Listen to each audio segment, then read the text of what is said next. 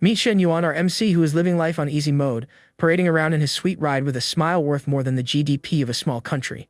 One day, he parks his red Ferrari on campus, making more noise than an anime protagonist showing up in the season finale. The guy barely steps out of the car before he's an instant celebrity, with everyone whipping out their phones to snap a pic and post it online. Just then, the passenger door opens to reveal a total knockout who had been there the whole time, just waiting for her moment to shine. From a distance, a few students watch with that special kind of envy, commenting on how the new guy is already strolling around with one of the campus goddesses. The guys keep grumbling that old saying, if you're rich and good looking, it's basically a cheat code for getting the best girls. Completely ignoring the stares and whispers, the couple walks off arm in arm, like they're on their own personal runway. Meanwhile, in another corner of the campus, two girls are gossiping about how popular Shen Yuan is, practically the quit boy of the college.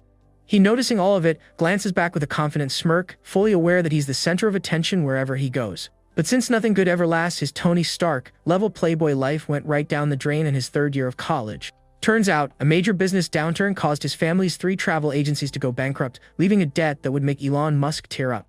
Now broke, even his friends treat him with contempt, saying he's nothing but a shadow of the rich kid he used to be.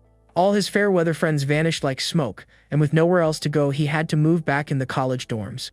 Faced with this whole mess, he starts to wonder if he'll ever get a quiet, decent life back. This was his new routine of misery and loneliness, until one specific event came along to completely flip the script. His girlfriend Jo Wanting hits him with the classic, "We need to talk," and straight up ends things, telling him to delete her number.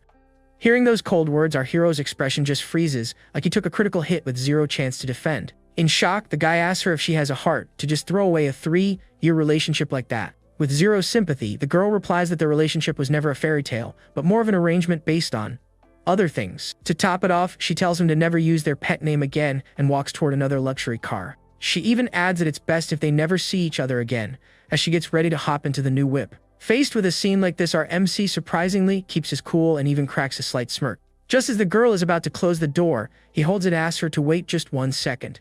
With a swift move, he corners her against the car and asks for the designer bags he bought for her back. Absolutely livid, the girl just loses it, screaming that she put up with him for 3 years, and now he wanted a few measly little bags back. Shen Yuan, cool as a cucumber, says it doesn't have to be the money, but that they should at least relive an old dream, as a farewell. With a look of pure disgust, his ex-girlfriend tells him to go take a hike somewhere hot and unpleasant. From inside the car, the new boyfriend calls her by their pet name and shamelessly offers our hero a ride. Our MC finds it pretty ironic that the other guy gets to use the pet name, but he can't, and politely refuses the ride. The guy with the glasses insists, saying he's worried the breakup might mess with our guy's head too much. In his head, the kid realizes he needs to come up with a good comeback or he'll end up looking like a total chump. Maintaining the composure of a GD master, he thanks him for the concern and says he lives right nearby, so no need to bother. Then, he turns to the new couple and asks the guy to take really good care of Wanting. The driver assures him she'll be in great hands, while the girl next to him looks like she's seen a ghost. She's so uncomfortable. With a winning smile, Shen Yuan declares that real men should always give their women the best. With that, he starts spilling the tea, listing all of his ex's quirks and weird tastes, like a complete user's manual, leaving the new couple in total panic mode. The new boyfriend is shocked and annoyed, calling our MC a loudmouth loser. With nothing left to say, the driver floors it and gets out of there faster than the Flash. Watching the car disappear into the distance, the guy wonders if his ex's choice was really the smartest one. He concludes that it's not his problem anymore and wishes her a perfect life, when suddenly a golden light appears in front of him. Right in front of him, a golden video game-style screen just flashes with the words, "Initiating perfect life system." Right after, his stats pop up on the screen, and he wonders if he's having some kind of stress-induced hallucination. Next up, the system drops its first quest: spend some cash on a girl to get a 300% cashback reward. Basically, a real-life infinite money cheat code. The guy, not believing his eyes, thinks it must be his brain playing tricks on him, or a really well-made hallucination. Suddenly, a woman calls out to him. It's the counselor Li Xiu trying to comfort the poor guy after the dumping he just went through. She continues her speech, dropping that classic line every guy loves to her. "Don't worry, the next one will be better." Just then, he notices a number floating above her head, indicating an affinity level of 65. Seeing that, it finally clicks, and the young man understands that the system wasn't in his head. It was the real deal. The counselor keeps trying to cheer him up with a gentle smile and a few more words of encouragement. Shen Yuan then smiles back at her, realizing he just unlocked the biggest power-up of his life and that the game was about to change. Seizing the moment, the woman decides to bring up a more serious topic and asks if he's thought about that scholarship she mentioned. He, already thinking about his wild plans with this new life cheat code, casually turns it down, saying the cash wouldn't solve all his problems and that another student definitely needed it more. Li Xiao then, being the sweetheart she is, offers to help him with any future troubles, even matters of the heart. After that quick chat, the counselor says goodbye and starts to walk away, leaving our hero with the gears in his head turning at full speed. That's when it hits him. He realizes that Professor La fits the mission criteria perfectly and decides it's time to test out this so-called system. So she doesn't get away. As if it were a scene from a K-drama, the guy gently takes her by the arm. With his best good boy smile, he thanks her again for all her concern and says he's going to buy her a tea to show his appreciation. It doesn't take long for the young man to return with the drink in hand, handing it to the counselor, who is visibly surprised by the gesture. With a slight blush, the woman thanks him for the kind and totally unexpected act from her student. He discreetly pulls out his phone and confirms that he spent 6 yuan and got 18 back. It's official, the system is real and it works. Our hero starts to wonder if he can keep investing in her as long as her affinity is above 60. His mind is already racing. He sees this as a golden opportunity to pay off his family's debt and, who knows, maybe become even richer than before. It's comeback season, folks. Filled with determination, the young man realizes he can't just go back to who he was. He can surpass his old self and become a version 2.0, stronger and with infinite money. The problem is his starting capital is low, so priority number 1 is to farm more cash and find the right girls to invest in. Sitting there on the steps, he takes stock and figures he's managed to scrape together almost 50,000 yuan from selling some stuff and taking out a few loans. In his mind, he knows he has to be strategic. After all, giving the professor an expensive gift out of nowhere would raise more suspicion than an anime villain with a tragic backstory. Cut to 1 hour later, we see a trash can with a gift box and wrapping paper thrown away. The art of disguise in action. Holding a purse that costs nearly 40,000 yuan, his plan is genius. Tell her it's a cheap knockoff, high-quality generic, just so she'll accept it. When he gets to her apartment door, he knocks and wonders if she lives alone or with someone else. The woman answers wearing an apron and holding a spatula, completely surprised by the unexpected visit during her MasterChef moment. The guy immediately apologizes for interrupting her dinner, and the lady, still confused, asks what he needs. He then explains that the bag is just a small thank you gift for all the support she's given him.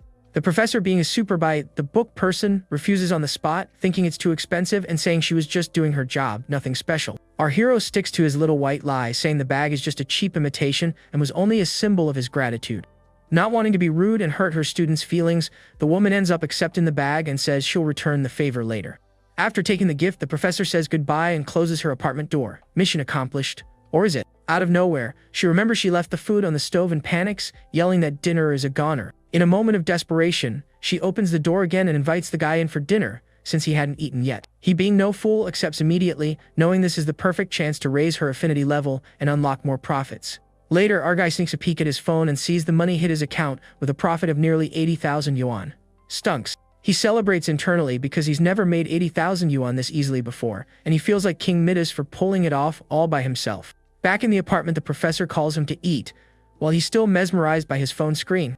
In the middle of their chat, she casually reveals that she doesn't have a boyfriend and turns to tie her apron, which had come loose. Noticing the woman's struggle, our protagonist offers to be the gentleman of the evening and help her tie the bow. He comes up behind her to help, making her a little nervous with all that closeness. The tension in the room just got thick. With his hands on her waist, the guy reassures her, saying he'll fix the bow real quick, no ulterior motives. Or are there? At that exact moment, like in any good rom-com, the door bursts open and a woman in uniform appears, asking what in the world is going on. The pair jumps, scared out of their wits like in a horror movie, and he starts stammering that it's not what it looks like, while the professor tries to hide her nervousness. Li Xiao then, to break the ice, introduces the intruder as her younger sister, the infamous Lemeng. Super awkwardly, our hero greets her sister, who shoots him a death glare that basically says, "I've got my eye on you, buddy." Feeling the mood get heavier than a Naruto filler episode, the young man makes up some excuse and says he needs to get back to campus. The professor is confused, since just a second ago he was all excited to sit down for dinner. As soon as he's out the door, the younger sister immediately tells the older one that the guy seems like bad news and that she should watch out. The two start a cute little argument about the cheeky student who is apparently trying to win over the professor. Walking back, he starts thinking about who his next investor will be, since the professor clearly isn't a gold digger like his aches. Suddenly, while he was lost in thought, someone bumps hard into his back. Turning around, he comes face to face with his friend Lao Huang and asks what the heck happened to make him look like such a mess. His friend's hands won't stop shaking, a mix of nervousness and desperation for some mysterious reason.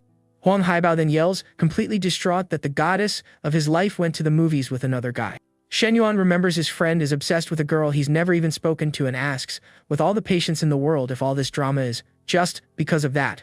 His friend, thinking he's being mocked, asks if he's messing with him, but our hero just looks up at the sky, deep in thought like a philosopher. Suddenly, Hey Bao is filled with hope, thinking that if it was just a movie, there's still a light at the end of the tunnel. Our protagonist, on the other hand, can only think that his friend's crush has made him toss all his dignity in the trash. But then he looks at the girl and BNGO, her affinity meter reads 72, a number even higher than the professor's. Jackpot. At that very moment, the girl's friend starts dishing the gossip, mentioning that his rich ex-boyfriend is now back on the market. Her friend continues to spill the tea about the guy's breakup, while the young woman just stands there, quietly listening to it all. In a flashback, that same friend was telling her not to even get close to him, let alone buy drinks for the spoiled rich kid. She doesn't stop there, adding that even though he's broke, he's still arrogant, and any girl with half a brain would have kicked him to the curb by now. With all that trash talk, the girl's affinity level starts dropping faster than an internet connection on a rainy day, and our hero knows he has to act now or it's game over. Without wasting a second, he turns to his friend and asks the million-dollar question, "Dude, would you mind if, by any chance, she and I ended up together?"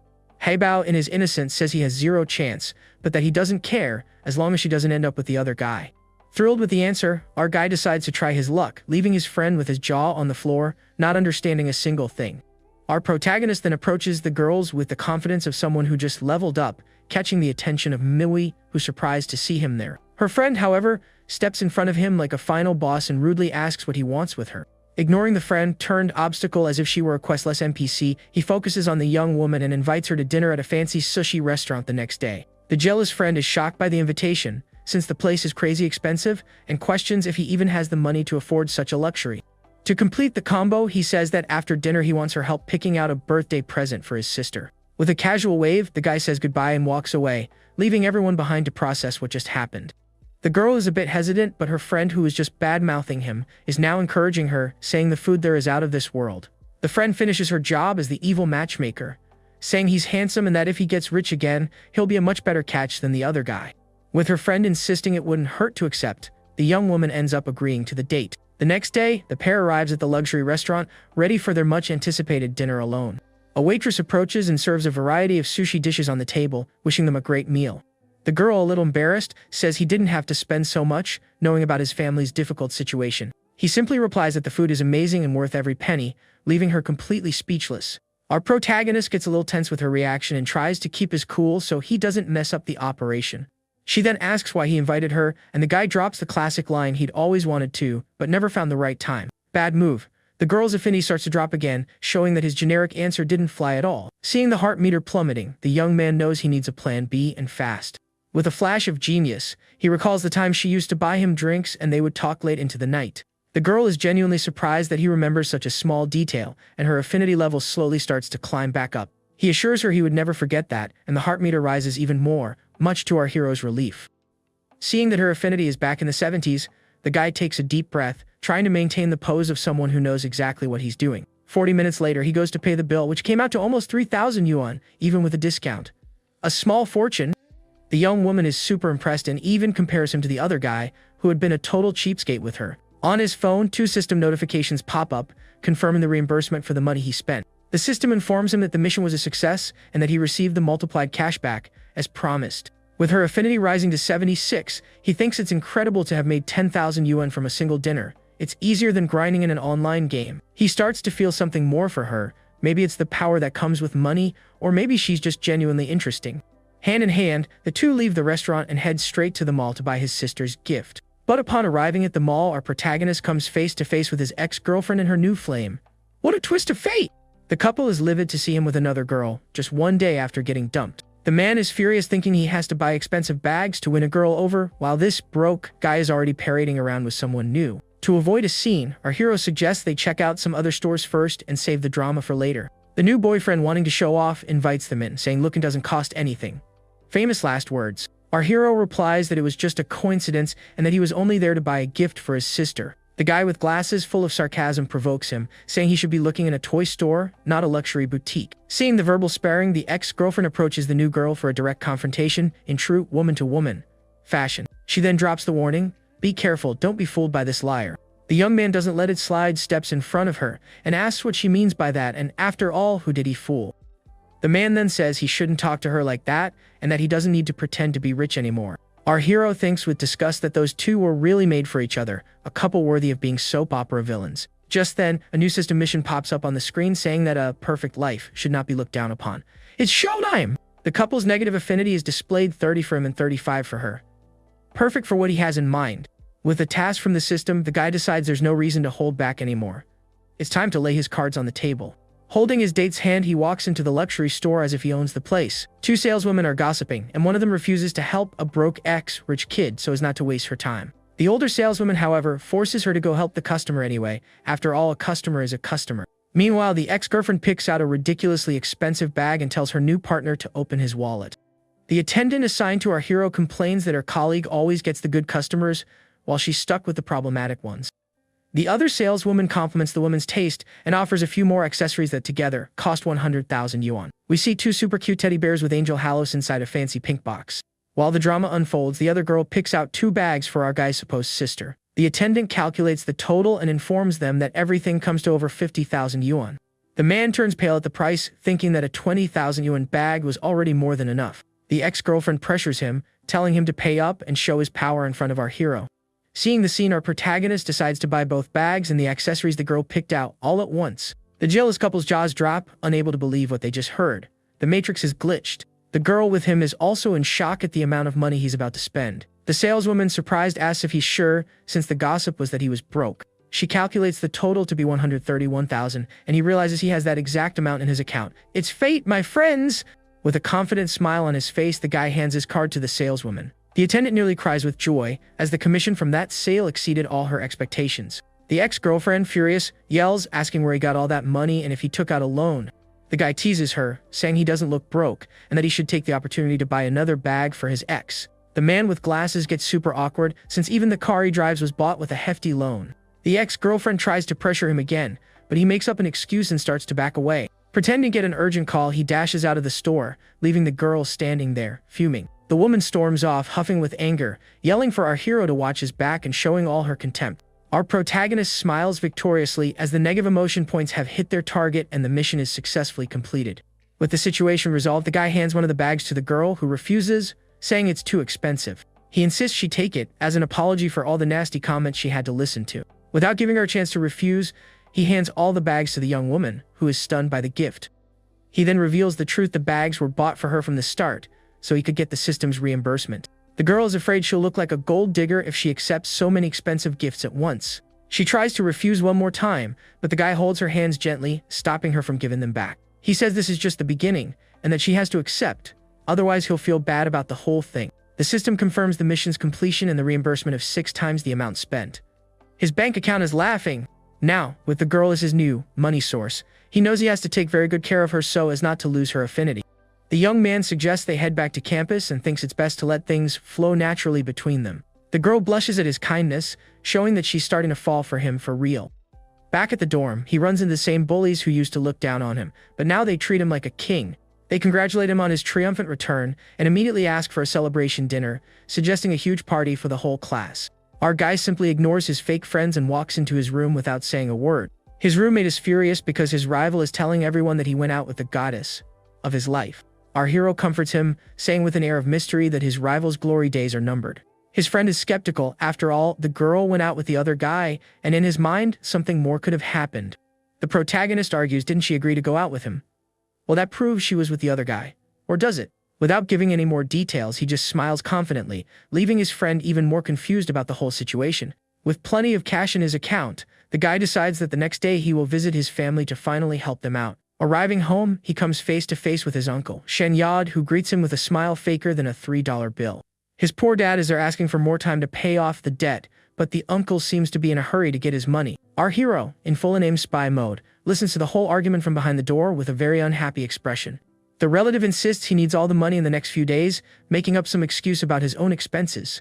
His mother, who's no pushover, gets angry and throws it in his face that she's helped him financially in the past without all this drama. The father tries to play diplomat, but the mother remains outraged by her brother-in-law's complete lack of consideration. The uncle even has the audacity to say he's only being calm because they're family, and that with strangers it would be a different story. The woman is furious at the veiled threat and accuses him of being ungrateful after all the help he's received from them. Trying to prevent World War III in the living room, the father interrupts her and suggests selling the family's gold jewelry to pay the debt. And as if the universe were listening, the system activates a new mission: pay off the family's debts and get a double reimbursement. It's the family quest everyone wanted? Our guy is thrilled with the mission since he was already planning to help his family anyway. Now with a bonus, his mother, heartbroken, hands a jewelry box to her husband, lamenting having to part with it. Seeing that, the young man feels a pang of guilt, remembering he sold 2 of his mother's rings to buy a bag for his ex. Without a second thought, he walks in the room like a movie hero and says he's got the money to help pay off the debts. His parents obviously don't believe him and tell him not to joke around at a time like this. He insists it's true, and to prove it, makes a transfer to his father's account on the spot.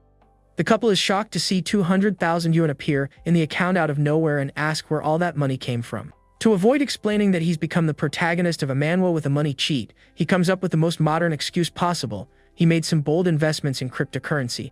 His parents are filled with pride and super grateful, saying their son saved them from a huge problem. With the cash in hand, his mother pays her brother-in-law what she owes and sends a clear message: get out of here, and we don't want any more contact.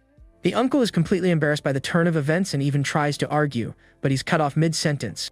With a look that would make any villain tremble, our hero's mother yells for him to get out of her house immediately. With nothing left to do, the man runs out of there, more scared of his sister-in-law than a horror movie. He wonders how they got the money so fast, and if they might have won the lottery or something. Walking down the street, the uncle regrets being such a jerk and wonders how he's going to fix the mess he made. Meanwhile, the system confirms the mission's completion and deposits the hefty reward into our protagonist's account.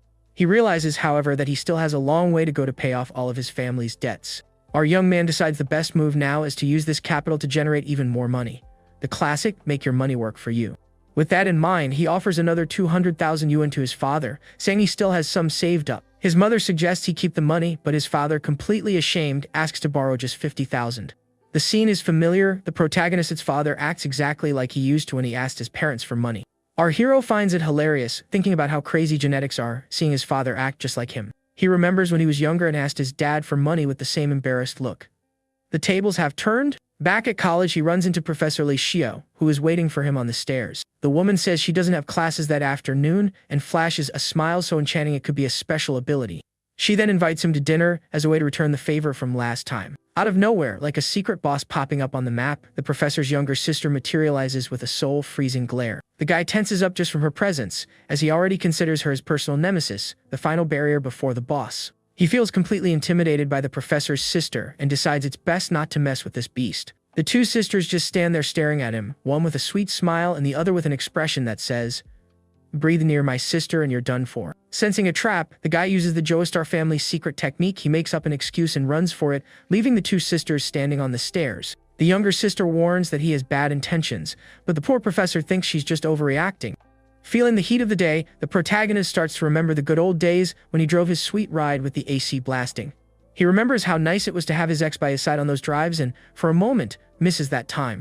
Then he remembers he has a special fund in the system for buying a car and decides it's time to play that card. Without wasting any time, he sends a message to Manhwa, inviting her to check out some cars with him, and she immediately accepts. The girl's friend starts teasing her right away, saying they've barely started dating and they're already car shopping together. All embarrassed, the girl says they're not a couple yet, but her friend keeps up the teasing. Her friend says she hit the jackpot with a rich, handsome guy and that now it's just her turn. Suddenly, in the middle of the conversation, the young woman feels a sharp pain as she injures herself on a piece of clothing. An hour later, the couple arrives at a luxury dealership to pick out our guy's new toy. A salesman approaches and is suddenly surprised to see the girl, whom he knows from high school. The girl then recognizes the salesman. It's an old classmate who used to be all over her in school. There's always one, right? Our protagonist asks who the guy is, and the young woman introduces him simply as a classmate. The guy introduces himself formally, and the salesman greets him with a somewhat forced handshake. He then says they want to see the M9 model, one of the most expensive, making the salesman super suspicious. The salesman takes him to see the car, thinking the young man is just another student trying to impress his girlfriend without a dime to his name. He stands there admiring the girl's beauty, remembering she was his unattainable goddess in high school. The salesman starts bragging about his success, thinking he's the better choice for her now. Full of himself, he asks her out, but the girl politely declines, saying she already has other plans. Our protagonist, sensing the vibe, asks to take a test drive, cutting off the salesman's lame pickup lines. Annoyed at being interrupted during his smooth operator moment, the guy denies the request, making up the flimsiest excuse about the test car. The young man, who's no fool, says he saw the test car right at the entrance and asks him to get another salesperson, since he doesn't seem very interested in helping. Without waiting for a response, he turns and calls the receptionist, politely asking for another salesperson to assist him. Suddenly, a super professional woman with glasses appears and offers to help them. The new saleswoman Chennai introduces herself and asks how she can be of service to the couple. Our hero gets a little flustered by the saleswoman's beauty, but tries to play it cool so he doesn't look bad in front of his date. Other salespeople start whispering that the customer is just a student trying to show off for his girlfriend. The first salesman, still fuming, says he's seen plenty like him and that they're nothing but show-offs. During the test drive, the saleswoman explains all the car's features to the guy with an enviable calmness. He thinks she's very professional and attractive, but remembers that luxury car saleswomen can be, well, gold diggers. The guy remembers several news stories about saleswomen who do anything to close a big deal. She then asks about his budget, and he replies straight up, "I want to take this car home today." The saleswoman's jaw drops at his quick decision, and she starts to wonder why the other salesman dismissed a customer like him. After a quick check, she says she can bring a brand new model from another branch in a week. The woman wonders if he's an angel customer, fallen from the sky, or if he has some other intention behind his hurry. Back at the office, a curious colleague asks about the student customer's intentions. She informs him with a victorious smile that the guy bought the car, leaving her colleague shocked at how fast the sale went. The other salespeople are doubtful, saying he'll make up an excuse when it's time to pay, as always. The saleswoman then drops the bomb. Not only is he buying it, but he's paying in cash. The crowd was so shocked you could hear a pin drop. The salesman who lost the sale is furious, lamenting that he let a commission slip away that would have paid his rent for months. After everything is settled, the saleswoman says goodbye and even offers a ride for later, but our guy turns it down. He says they'll grab a cab, leaving the saleswoman a bit disappointed by the rejection. The saleswoman regrets perhaps having annoyed the customer's girlfriend and says her final goodbyes. The couple goes out to eat, but the girl seems a bit uncomfortable, with a little black cloud hanging over her head. The guy, noticing the mood, asks if she's upset or jealous, but she denies it, turning her face away. He, who's an expert at reading signs, says her expression gives her away and assures her his interaction with the saleswoman was 100% professional. The girl, still jealous, says she saw him chatting all cheerfully with the other woman. He apologizes, saying it's a habit to be friendly, but the girl asks him not to do it again next time. The young woman starts scheming, thinking she needs to find a way to tee down the guy and make sure he doesn't get away. Operation Hook the MC is officially underway. Our protagonist promises it won't happen again, but thinks to himself that he's not as naive as he looks. She remembers he already gave her 2 expensive bags, but worries about looking like a gold digger if she asks for anything else. He, reading her mind, says it's normal for girls to have several bags, and there's no problem with wanting more. The guy thinks that actually the more she buys, the more he earns with the triple reimbursement. It's a win-win. Sitting in a cave, he asks if she wants a hot or cold drink. The girl gets all flustered, thinking he's trying to find out if it's that time of the month. The young man, noticing her confusion, is amused by her reaction and decides to even lean into the misunderstanding on purpose. 3 hours later, they leave the mall loaded with several bags from a very expensive shopping spree. The girl can't help but wonder how he managed to spend almost 140,000 yuan on her in just 2 days. The system, punctual as always, confirms the double reimbursement, and our hero now has over $1 million in his account to spend. The game is just getting started. With that smirk of someone who already knows the final score, our guy suggests that the college dorm might not be the most interesting place to spend the night. The girl, without a second thought, accepts the invitation for a night that promised to be, let's just say, very special. Cut a half an hour later, and now in a 5-star hotel, our protagonist is taking a shower to recharge his batteries. Meanwhile, lying on the bed, the young woman is already in crisis management mode, trying to come up with a wild excuse to explain her absence to her friend. Just then, our guy steps out of the shower, looking like a K-drama heartthrob, and asks if she's ready, leaving the girl practically speechless. In her thoughts, the girl is already apologizing to her friend, thinking he spoiled her with so many gifts it was impossible to say no. With that, she sends a text to her friend, using the classic excuse that she had to go to a relative's house last minute. The couple then cuddles on the bed, and he, ever the romantic, says he loves her scent even though she hasn't showered yet. After, well, she thinks the experience wasn't nearly the big scary deal her friend had made it out to be. Our young man, however, feels a bit tired, realizing his protagonist's stamina took a hit after 2 months of no exercise. But the girl, who seems to have chugged an energy drink, invites him for round 2, surprising our hero with all her vigor. He asks for a moment to catch his breath, but the girl insists, saying she wants to continue the match right now. With a seductive look that could disarm anyone, she convinces him to keep going, showing that the night was too good to end. The next morning, back in the dorm, he decides it's time to use the system's money to clear his name and pay off his debts. First, he pays off his credit card debt, and then remembers he still owes a friend 100,000. His roommate, curious, asks about the night before and invites him to a class dinner. Our guy then sees in the class group chat that his rival bought a new car and is showing it off to everyone in full "look at me" mode. Shortly after, he gets a message from a friend inviting him to the dinner, telling him to come relax a bit. And as if the system were reading his mind, a new mission appears on the screen: 1 million yuan in working capital to invest in a business. Thinking about how to use the cash, he has a genius idea: invest in his friend's bar, which is undergoing renovations. Without delay, he replies to his friend's message, asking for the restaurant's location to join the crew. Arriving there at a fancy restaurant, a guy with a woman by his side is already complaining about how late one of the guests is. Another guy agrees, dropping the cliché line that important people are never late. The host of the evening, Li Yohang, tells everyone to chill, saying Shen Yuan is reliable and will be there soon. The first guy grumbles that since his friend is footing the bill, he shouldn't complain about anything. The woman next to him, on the other hand, complains that he won't make their relationship official, but is always getting handsy with her. The man in the suit defends himself, saying his girlfriend is stuck in traffic and will be there shortly. The other guy thinks with a hint of envy about his cousin's luck in landing such an amazing girlfriend. He even imagines her in a sexy office outfit, thinking no man on earth could resist her. Finally, our protagonist arrives and immediately apologizes for being late, blaming the chaotic traffic. The host friend jokes about the delay, saying he should report the driver for incompetence. The man in the floral shirt teases him, saying he's lucky to have a private driver to blame. Suddenly, the man in the suit's girlfriend arrives, also apologizing for being late. The guy in the suit introduces her as his girlfriend, who works as a car saleswoman. The woman then freezes, as she instantly recognizes our protagonist. It was the mysterious client who bought a car in cash the day before. Very professionally, she decides to pretend she doesn't know him and formally introduces herself to everyone at the table. 40 minutes later, the host announces the real reason for the dinner. He wants to renovate his bar and is looking for investors. He explains that he needs a 700,000 yuan investment and asks what everyone thinks of the idea. The man in the floral shirt is already skeptical, thinking his friend is probably broke. The other friends quickly back out, saying they came for a free meal, not to open their wallets. In the guests' minds, the rule is clear: anyone who brings up money at a time like this is a complete idiot. The host realizes the awkward position he's in, seeing that his friends just use him and bail at the first sign of trouble. Frustrated, he breaks the uncomfortable silence, asking why everyone went quiet after stuffing their faces.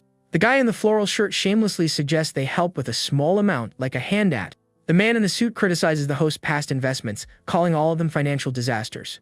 Another guest uses the excuse that they still depend on their parents and don't have spare cash to invest. The host finally understands that his brothers are completely useless and are all talk, but when it's time for action, they disappear. Fed up, he says that borrowing is a different story, and if no one's interested, they can just forget about it. The man in the floral shirt agrees instantly, telling them to just eat, drink, and have fun. Our protagonist, seeing all the fakeness, gets annoyed and decides he's had enough of this circus. At that moment, he stands up and drops a bombshell on the table, saying he'll invest the 700,000 himself, leaving everyone looking like they've seen a ghost. The host is in shock, unable to believe what he just heard from his friend. The man in the floral shirt starts laughing, telling our hero to stop joking around. Another guy tells him to go wash his face, thinking he's had too much to drink and doesn't know what he's saying. The man in the suit advises him to act within his means, basically calling him broke and a liar. The guy in the floral shirt, to humiliate him completely, offers to pay for his cab ride home. The saleswoman, who knows the truth, wonders why everyone is doubting him, since the guy bought a super expensive car without even blinking. She even thinks about helping him but is afraid of getting into trouble by defending a stranger in that snake pit. Our protagonist then, without saying a word, just shows his phone screen with the 700,000 yuan transfer already completed. The host is speechless when he sees the proof on the phone, completely shocked by his friend's action. To leave no doubt, the transfer confirmation glows on the phone screen, shutting everyone up. The host, still in shock, shows the phone to the man in the floral shirt, who asks what happened. Upon seeing the transfer, the guy yells in surprise, not believing the amount he's seeing. The saleswoman realizes the tables have completely turned, but she still doesn't understand the reason for all the commotion. The man in the floral shirt, dying of embarrassment, makes up a lame excuse and decides to get out of there as fast as possible. His cousin tries to stop him, but he tells him to leave too, making up another nonsensical excuse. The guy is confused since his parents didn't call, but he obeys his cousin and leaves as well. The host just laments his cousin's lack of awareness and the fact that our hero completely stole the show. Another guest, curious, asks what's going on, asks to see the message on the phone. After seeing the transfer, he also makes up an excuse and runs off, as if his chair were on fire. One by one, like rats abandoning a sinking ship, the other friends say their goodbyes and leave, leaving the host almost alone. Seeing the embarrassing scene, the couple also decides to leave, leaving the room practically empty. Before leaving, the saleswoman reveals that our hero bought a car from her in cash the day before. The man is shocked by the revelation, and the woman confirms it, saying she even has the contract on her phone to prove it. Blind with rage, he criticizes her for not telling him sooner, and she, in turn, gets irritated by his petty attitude. Completely in the right, the saleswoman ends the relationship right then and there, saying he's a shallow person and she never wants to see him again, not even if he were made of gold. The host regrets organizing the gathering, realizing in the worst way possible that his friends are not trustworthy at all. Our protagonist, focused on what matters, asks him to tell him more about the bar, wanting to get involved in the business planning. For the next 30 minutes, the two of them discuss ideas for the decor and operations of the future bar. An hour later, our hero gets a message informing him that his new car has arrived. The saleswoman also gets a message from him and wonders what he wants to discuss with her in person. He, on the other hand, decides it's time to expand his money tree and make the most of the system's opportunities. The next day, the saleswoman is waiting at a restaurant, a little anxious for the meeting with her VIP client. She wonders if she arrived too early, as he hasn't shown up for their scheduled meeting yet. Suddenly, she sees her boss, the general manager of the dealership, entering the same restaurant. The man dismisses his companions, saying he has other important matters to attend to there. The coworkers who are with him start gossiping, wondering if the saleswoman is finally going to give in to the boss's advances. One of them even comments maliciously that it seems like she set up the meeting just to be seen by the manager. The man in the suit, the recently dumped ex-boyfriend, overhears the conversation and gets suspicious. The manager approaches the saleswoman's table and shamelessly invites her to join him, since she's alone. Without even waiting for a response, he sits down at the table and pressures her, saying there's no problem with them eating together. The woman scolds him on the spot, telling him to keep his distance, since he's a married man with a family. The guy laughs and says he can easily get a divorce if that's the only problem. The ex-boyfriend watches the whole scene from afar, feeling like a complete loser next to the manager's power. He wonders if he lost his girlfriend to a fat pig and is completely blinded by rage. Without thinking, the guy approaches the table and accuses the two of having an affair behind his back. The manager, confused, asks who he is, and the man in the suit responds with a gentle flick right in the middle of the guy's face. Blind with jealousy, he accuses him of being a total jerk, and the two start throwing hands right there, in the middle of the fancy restaurant. The manager, who wasn't about to take that disrespect, fights back, and the exchange of pleasantries between the two kicks into high gear, turning the place into a deleted scene from Fight Club. It's at this exact moment of pure chaos that our protagonist arrives, walking into the brawl and looking like he accidentally picked the wrong anime episode and landed in a random fight scene. At that moment, he realizes her ex-boyfriend is just some random chump and that if it weren't for the manager, he'd be the one getting beat up. Unfazed by the ongoing brawl, our hero invites her to ditch the scene and let the two brutes sort it out themselves. Once in the car, she opens up and reveals that her relationship with that guy lasted only 2 weeks and ended because he was a total loser. She still seems worried about her boss, but our protagonist, already thinking 10 moves ahead, advises her to just find another job. She laments that it's not that easy to find another gig and that she'd lose all her loyal clients in the process. Just then, as they pass a flower shop, the saleswoman reveals that her big dream is to open her own cafe one day. She vents, saying that sales is an exhausting job and that she'd love to have a more relaxed business that reflects her personality. Our protagonist, who never misses an opportunity, surprises her on the spot by offering to invest in her dream of opening a cafe. The woman thinks it's just a joke, but he catches her off guard with a very serious job proposal. With an expression worthy of a CEO, he offers 300,000 yuan on the spot for her to open the cafe, of course, work for him. The saleswoman is completely frozen by the proposal, not even knowing what to say to such an unexpected invitation. Almost instantly, her affinity rises to 64, showing that the proposal was a critical hit to her heart. He realizes that a new money tree has just sprouted, thrilled to have earned her trust so quickly. Still in disbelief, the woman asks if he's serious, completely shocked by the offer. He confirms it and sweetens the deal with a generous salary, a new car, and bonuses if the cafe turns a profit. It's the full package. Doing the math in her head, she calculates that her annual income would easily surpass 300,000 yuan. And simply irresistible offer. The first thing that crosses the saleswoman's mind is what he's planning to keep her as, well, his unofficial girlfriend. She thinks the terms are too tempting, but she's not at all interested in being the other woman in anyone's life. He, sensing her concern, immediately clarifies that the plan is to open a chain of cafes and that their relationship will be strictly professional. Super relieved, the woman asks for some time to think, but she's already seriously considering accepting the dream job offer. Just then, he gets a message from Manhwa inviting him out for a cold drink. Our guy is surprised by the girl's boundless energy, but accepts the invitation with a small condition. With that, he says goodbye to the saleswoman, asking her to think carefully about the proposal and let him know her decision later. Later, he arrives at the arranged hotel room, where the young woman is already waiting eagerly for him. Without wasting a second, the girl hugs him, saying she missed him, and he, of course, returns the affection. Suddenly, she stops, sniffs the air, and detects the scent of another woman on him, giving him that suspicious detective look. He's surprised and tries to explain, saying it must be the perfume of the car saleswoman. With a jealousy that would make a soap opera villain envious, she pins him against the wall, asking if he's been seeing other women. He hugs her to calm the beast and denies everything, explaining that he was at the dealership and must have picked up her scent by accident. The girl warns him to stay away from the saleswoman and, most importantly, to let her know before he goes out with any other woman.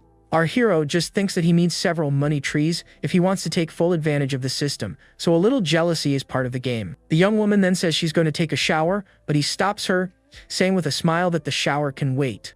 Coming up behind her, he hugs her and whispers that if she's not going to shower, she'll have to do something else. Shortly after, her clothes conveniently fall to the floor, indicating that the night was just beginning for the lovebirds. He repeats that he loves her scent just like this without a shower, leaving her both embarrassed and excited. The girl replies that she likes his scent too, and the two give in to that moment of passion. He kisses her on the neck, saying she's lit an uncontrollable fire in his heart. In response, she moans his name, confessing that she really likes him, much more than she ever imagined. Cut to 2 hours later, the young woman looks like she just downed a giant energy drink and still wants more, but our guy is exhausted and sweating buckets. He realizes her energy is on a whole other level compared to his ex, and he feels like he's run a marathon without training. Looking at the system screen, he sees that her affinity has risen to 90 after these nightly exercises. As a reward, the system gives him a lottery ticket, a spending voucher, and most importantly, a new skill. The guy gets all excited seeing the skill's name, Ruthless Power, already imagining that now he'll be able to rule the playground. He apologizes to the girl in his thoughts, warning her that he's in control now and the game will be played his way. Our protagonist then activates the new skill and feels a wave of power, like Goku going Super Saiyan for the first time, coursing through his body. The feeling is incredible, and he realizes the system is smart, giving rewards based on exactly what he needs most at the moment. The guy thinks that if it was like this with her, reaching level 90 with the professor is going to be a long and tough road. Eagerly, he decides it's time to test the power the system gave him and see what the new skill is capable of. The young woman, oblivious to everything, asks why he didn't take a shower, and he replies that he changed his mind. With a confident smile, he approaches her, ready to test his new power, firsthand. While our hero was busy leveling up his new skills, the saleswoman was venting to a friend about the job offer that fell from the sky. Her friend, of course, immediately raises a red flag, thinking the overly generous offer was a trap like a Nigerian prince scam. She then explains that it wasn't some random stranger, and that the guy simply bought a car in cash, without even haggling. Hearing this, the friend's curiosity does a 180, and now she wants to know his age, and of course, if the rich guy was at least cute. Our saleswoman, a bit embarrassed, admits that he was quite a looker, which only made her friend's eyes sparkle even more. Her friend, who clearly doesn't miss an opportunity, lays it on the line, saying age is just a number when the bank account has multiple zeros. But there was one small detail: the saleswoman remembers the guy already has a girlfriend, but to her friend that was just an obstacle to be overcome. She's shocked by her friend's suggestion to just steal him, as if it were the most normal thing in the world. The friend, who's no fool, offers to take him if she doesn't want him, but the saleswoman shuts that down immediately. To end the conversation, she makes up an excuse that her boyfriend has arrived, hangs up, and puts her phone away. Looking out the window, our saleswoman stands there lost in thought, reflecting on the proposal that could change her life forever. 40 minutes after that intense training session, the girl asks why he seems so different, well, more vigorous this time. All embarrassed, she hides under the covers, saying that already partied twice in such a short time. He, full of himself with his new power up, asks if she liked it and invites her for another round, showing that his energy bar was full. To spice things up, the guy invites her to take the lead, reminding her that, as a former dancer, she must have some good moves. Completely blushing, the girl says she doesn't know how, but he encourages her, saying there's always a first time to learn. He kisses her, saying not knowing is no excuse and that practice makes perfect. Playfully, she calls him naughty, as she fully gives in to that moment of pure passion. The next morning, our hero wakes up feeling brand new, ready to seize the day since he had no classes. With time to spare, he decides to check the lottery ticket the system had gifted him. With his heart in his throat, he compares the numbers on the ticket with the winning results on his phone, with the same anticipation as an anime fan waiting for a tournament outcome. And wouldn't you know it, he won. Our protagonist almost has a heart attack when he discovers he won 6 million yuan in the lottery. That's money to burn. Without a second thought, he rushes to his parents' house to share the news and finally end their debt struggles. His mother greets him at the door and immediately tells him to keep it down, so he doesn't wake up the whole neighborhood with his shouting. His father appears shortly after with a worried look, thinking his son had gotten into some more trouble. With a grin from ear to ear, the protagonist announces that they're rich because he just won 6 million in the lottery. His poor parents think the stress has gone to their son's head and try to calm him down, thinking he's delirious. To prove he wasn't crazy, he shows them the ticket and the results on his phone, telling them to check for themselves. His father grabs the phone, checks the numbers, and lets out a scream of surprise so loud the whole neighborhood probably heard it. His mother is also in shock with the news, unable to believe their incredible luck. Overjoyed, the mother celebrates, saying his name will be remembered with honor in the family and that they need to go out and celebrate. Seizing the moment, our guy announces his plan to use part of the money to start his own business and gain experience before graduating. His father supports the idea immediately but, like a good cautious dad, suggests he save a portion of the money as a backup in case things get tough. He agrees and says he'll take just $1 million to start, leaving the other $5 million for his parents to manage. His parents are filled with pride, happy with the initiative and responsibility their son was showing. Meanwhile, at the dealership, the manager, with his face all bruised from the fight, decides to take his anger out on the saleswoman. She immediately defends herself, saying she broke up with her ex a long time ago and has absolutely nothing to do with their fight. The boss, a true scumbag, blames her for the mess, already thinking about how to use the situation to his advantage. The woman doesn't back down, saying the fight isn't her problem and that he was the one who insisted on staying at her table. As punishment, the manager suspends her from customer service, taking away her chance to earn commissions. She questions the absurd decision, reminding him she had asked for permission to leave early, but he completely ignores her. With a mocking laugh, the man says he's the general manager, and he's the one who calls the shots there. To make matters worse, he threatens her, saying that without commissions, she won't even have enough money to pay her rent. Fed up with all the harassment, the saleswoman explodes and quits on the spot, telling him his mediocre job is meaningless. The manager tries to play nice, advising her to think it over, but she stands firm in her decision. In her thoughts, the woman reflects that, despite looking young, our hero is calm, decisive, and completely different from the other men she's known. With this certainty, she decides she doesn't need to think anymore and quits right there, ready to start a new chapter. Half an hour later, she sends a message to our guy, saying she's thought it over and accepts the job offer. Meanwhile, in the dorm, our hero goes to visit Professor Lee, who is in the middle of a mess, organizing several boxes.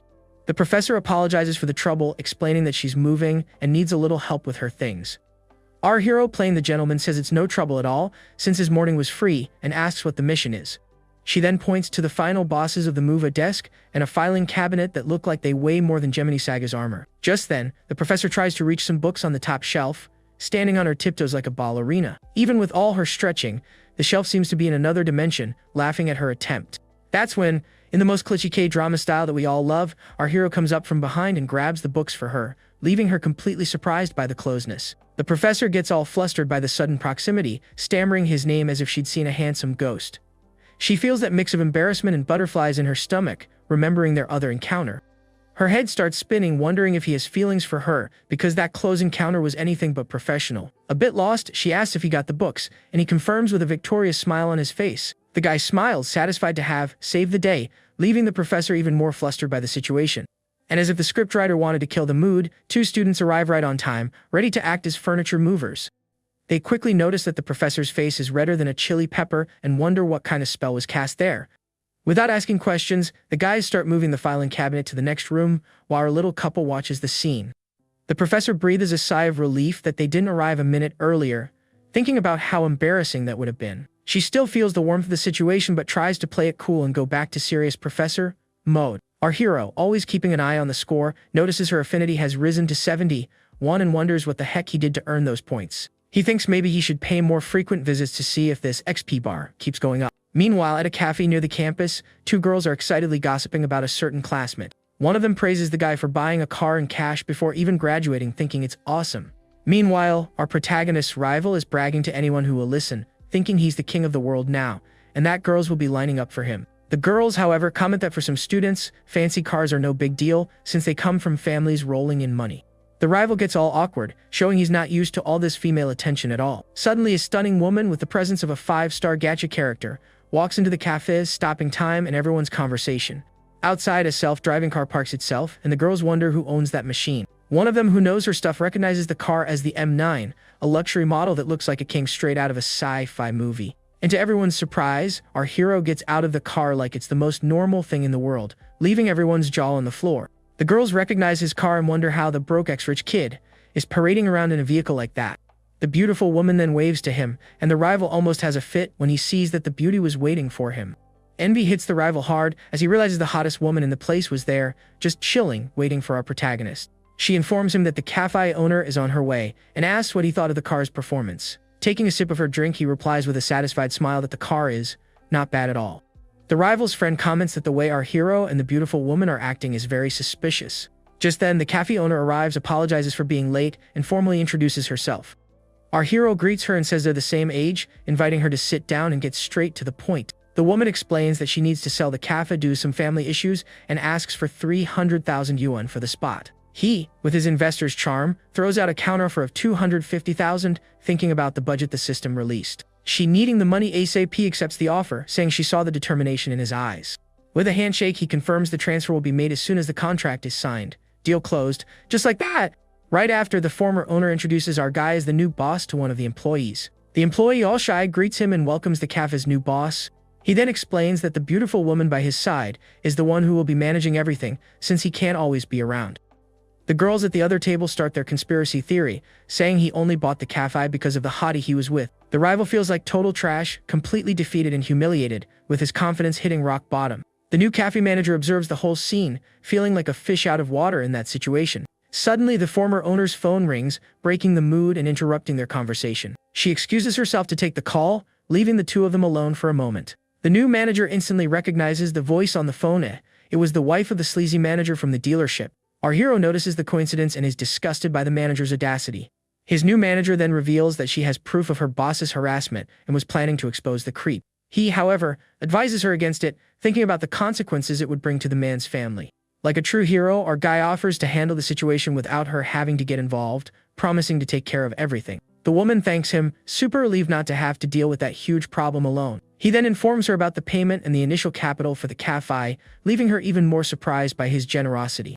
The system, which never sleeps, rewards him with more investment funds and some mysterious prizes. The former owner says her goodbyes, thanking him for the deal and saying she hopes to see him again soon. As he shakes her hand, he feels a soft touch and thinks about the charm of an experienced wife. For a brief second, our guy has a little fantasy, imagining a special, uncensored episode with the lady. He says goodbye, saying they'll definitely see each other again, and watches her leave with a smile on his face. Half an hour later, our hero and his new manager are at a fancy restaurant to celebrate their new partnership. Looking at her, he thinks the woman is simply irresistible and that any man would feel the same way. He then invites her to sit next to him, making her a little embarrassed by the invitation. He then asks her to come closer, thinking it's time to collect some interest on all that investment. She starts to wonder if he really wants to make money with the cafe or if his intentions are something else entirely. His hand then finds hers in a very suggestive way, and she thinks that, in the end, the only thing she can offer in return is, well, herself. The woman tries to stop him, saying the waiter is coming, but he reassures her with a look. He pulls her closer into a hug from behind that leaves her breathless and with no chance to resist his boldness. 10 minutes later, the waiter arrives with the dishes, acting as the official mood killer of the night. Our guy moves away and invites her to eat, leaving her all flustered and with her heart racing. He offers her the house specialty, and she accepts, still trying to process what had just happened. In her thoughts, she thinks he's handsome, but a total player, for acting that way. The woman feels a little embarrassed, but can't deny that she was attracted to his bold style. 40 minutes later, he pays the 2,652 won bill without even blinking. The guy mentally calculates he just made over 5,000 yuan just from the system's triple reimbursement. Stunks. She, want to be professional, says she wants to go back to the cafe to get familiar with everything and start working. He, with other plans in mind, invites her to go home, saying the work can wait until the next day. She ends up accepting the invitation, and he takes her home with that smirk of someone who already knows what's going to happen. At her apartment door, he drops the classic line, "Don't you want to invite me up for a glass of water?" She hesitates, saying it wouldn't look right, but he insists, using all his charm. With a direct question, he asks if there's another man in the apartment, making her blush. The woman denies it, and he convinces her to let him come up, saying there's nothing wrong with it. She tries to refuse more firmly, but he presses her against the wall, ready for the next step. The guy corners her, leaving her with no escape and completely at his mercy. Without further ado, he kisses her, saying he wants a different kind of water, and the night finally heats up. The woman moans in pleasure, giving in to the moment and throwing all her hesitations out the window. While things are heating up upstairs, downstairs her ex-boyfriend arrives with a bouquet of flowers in full "I want my ex back" mode. He leaves the flowers at the door, thinking that romantic gesture will win her heart back. But when he hears some, let's say, very lively sounds, he realizes she's moved on and gets more pissed than the Hulk. Blind with rage, he screams the manager's name, thinking she cheated on him with her boss, and starts pounding on the door. Our hero recognizes the pest voice and wonders why the guy insists on being the annoying extra in her life. To drown out the noise, he kisses her, saying it's just some loud neighbor next door. Not giving a damn about the banging on the door, he picks her up and carries her to the bedroom.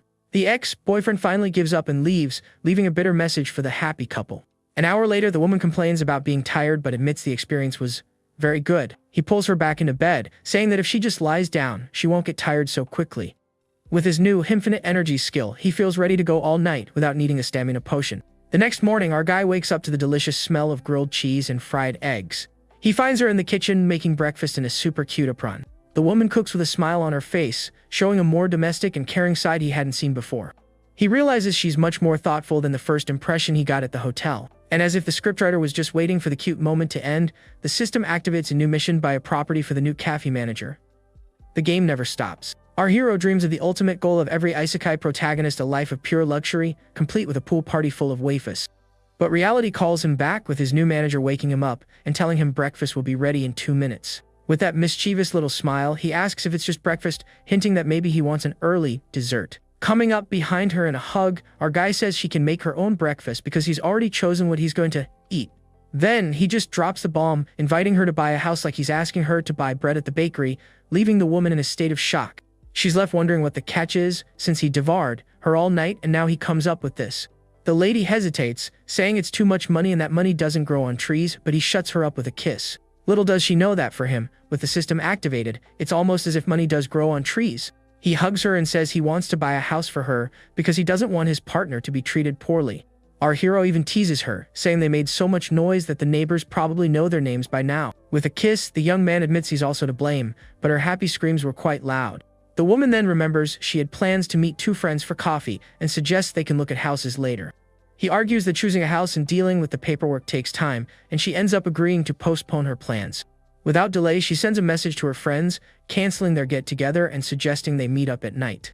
On the other side of town, one of the friends tells the other that the cafe manager bailed on them because of something unexpected. The other friend, who is a personal trainer, wonders what the reason for such a last-minute cancellation could be. The first friend is already doubting the whole cafe story, thinking the manager was either fooled or is just fantasizing too much. But the trainer is super curious to meet this supposedly rich and handsome young man her friend snagged. Her friend agrees to ask for more details and grabs her phone to send another message. The reply comes and she almost faints when she finds out the unexpected thing was that the guy was taking her friend to buy a house. The 2 friends peel out, completely shocked by the news that he was just going to buy her a house. The trainer does the math in her head and figures the guy was willing to spend almost 1,000,000 yuan on her friend. With that, she decides she has to meet him, thinking she has way more assets to attract a rich man than her friend does. The personal trainer then convinces the other to gulp. Their friend check out the house with very clear ulterior motives. Her friend agrees immediately and sends a message to the manager, offering herself as a real estate expert. 40 minutes later, they arrive at the sales center, jaws dropped at the luxury and extravagance of the place. Her friend waves to the manager, all excited to see her after so long. Without wasting any time, the trainer asks to be introduced to the great catch her friend is with. The manager then introduces her friends, a personal trainer and a car saleswoman. Next, she introduces our hero to her friends, who check him out from head to toe with an interested gaze. The trainer immediately goes on the offensive, inviting him to train at her gym and complimenting his physique. He, being very clever, declines the invitation, saying he wouldn't be able to concentrate on his workout with her around. The personal trainer notices he wasn't offended by her flirting and concludes that maybe they aren't an official couple. With an X-ray vision, she notices her friend's slightly scraped knees and deduces that the previous night was intense. The other friend also tries her luck and invites him to check out the Ferrari dealership, but he turns her down too.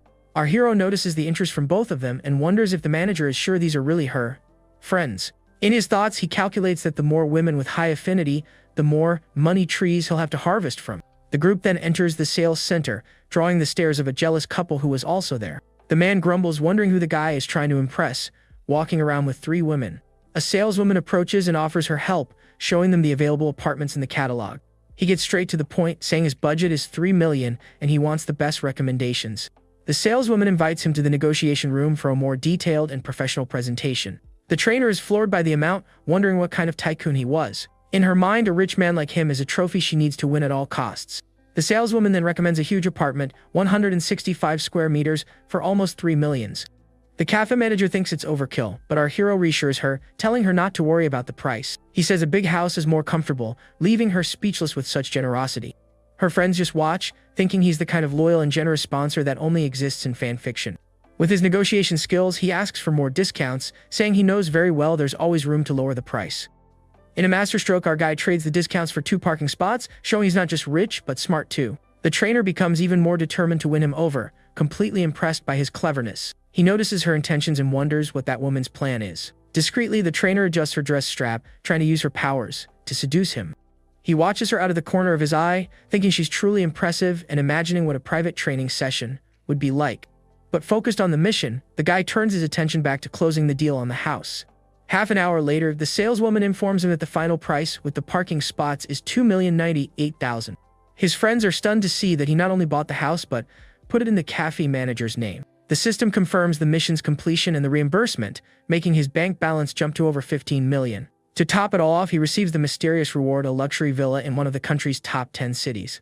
It's a legendary loot drop. The saleswoman congratulates him and takes the opportunity to ask for his contact information for future purchases, flirting shamelessly. He, being no fool, agrees to exchange contacts and shows her the QR code on his phone to scan. The trainer is furious, thinking the saleswoman is trying to steal the prize that should be hers.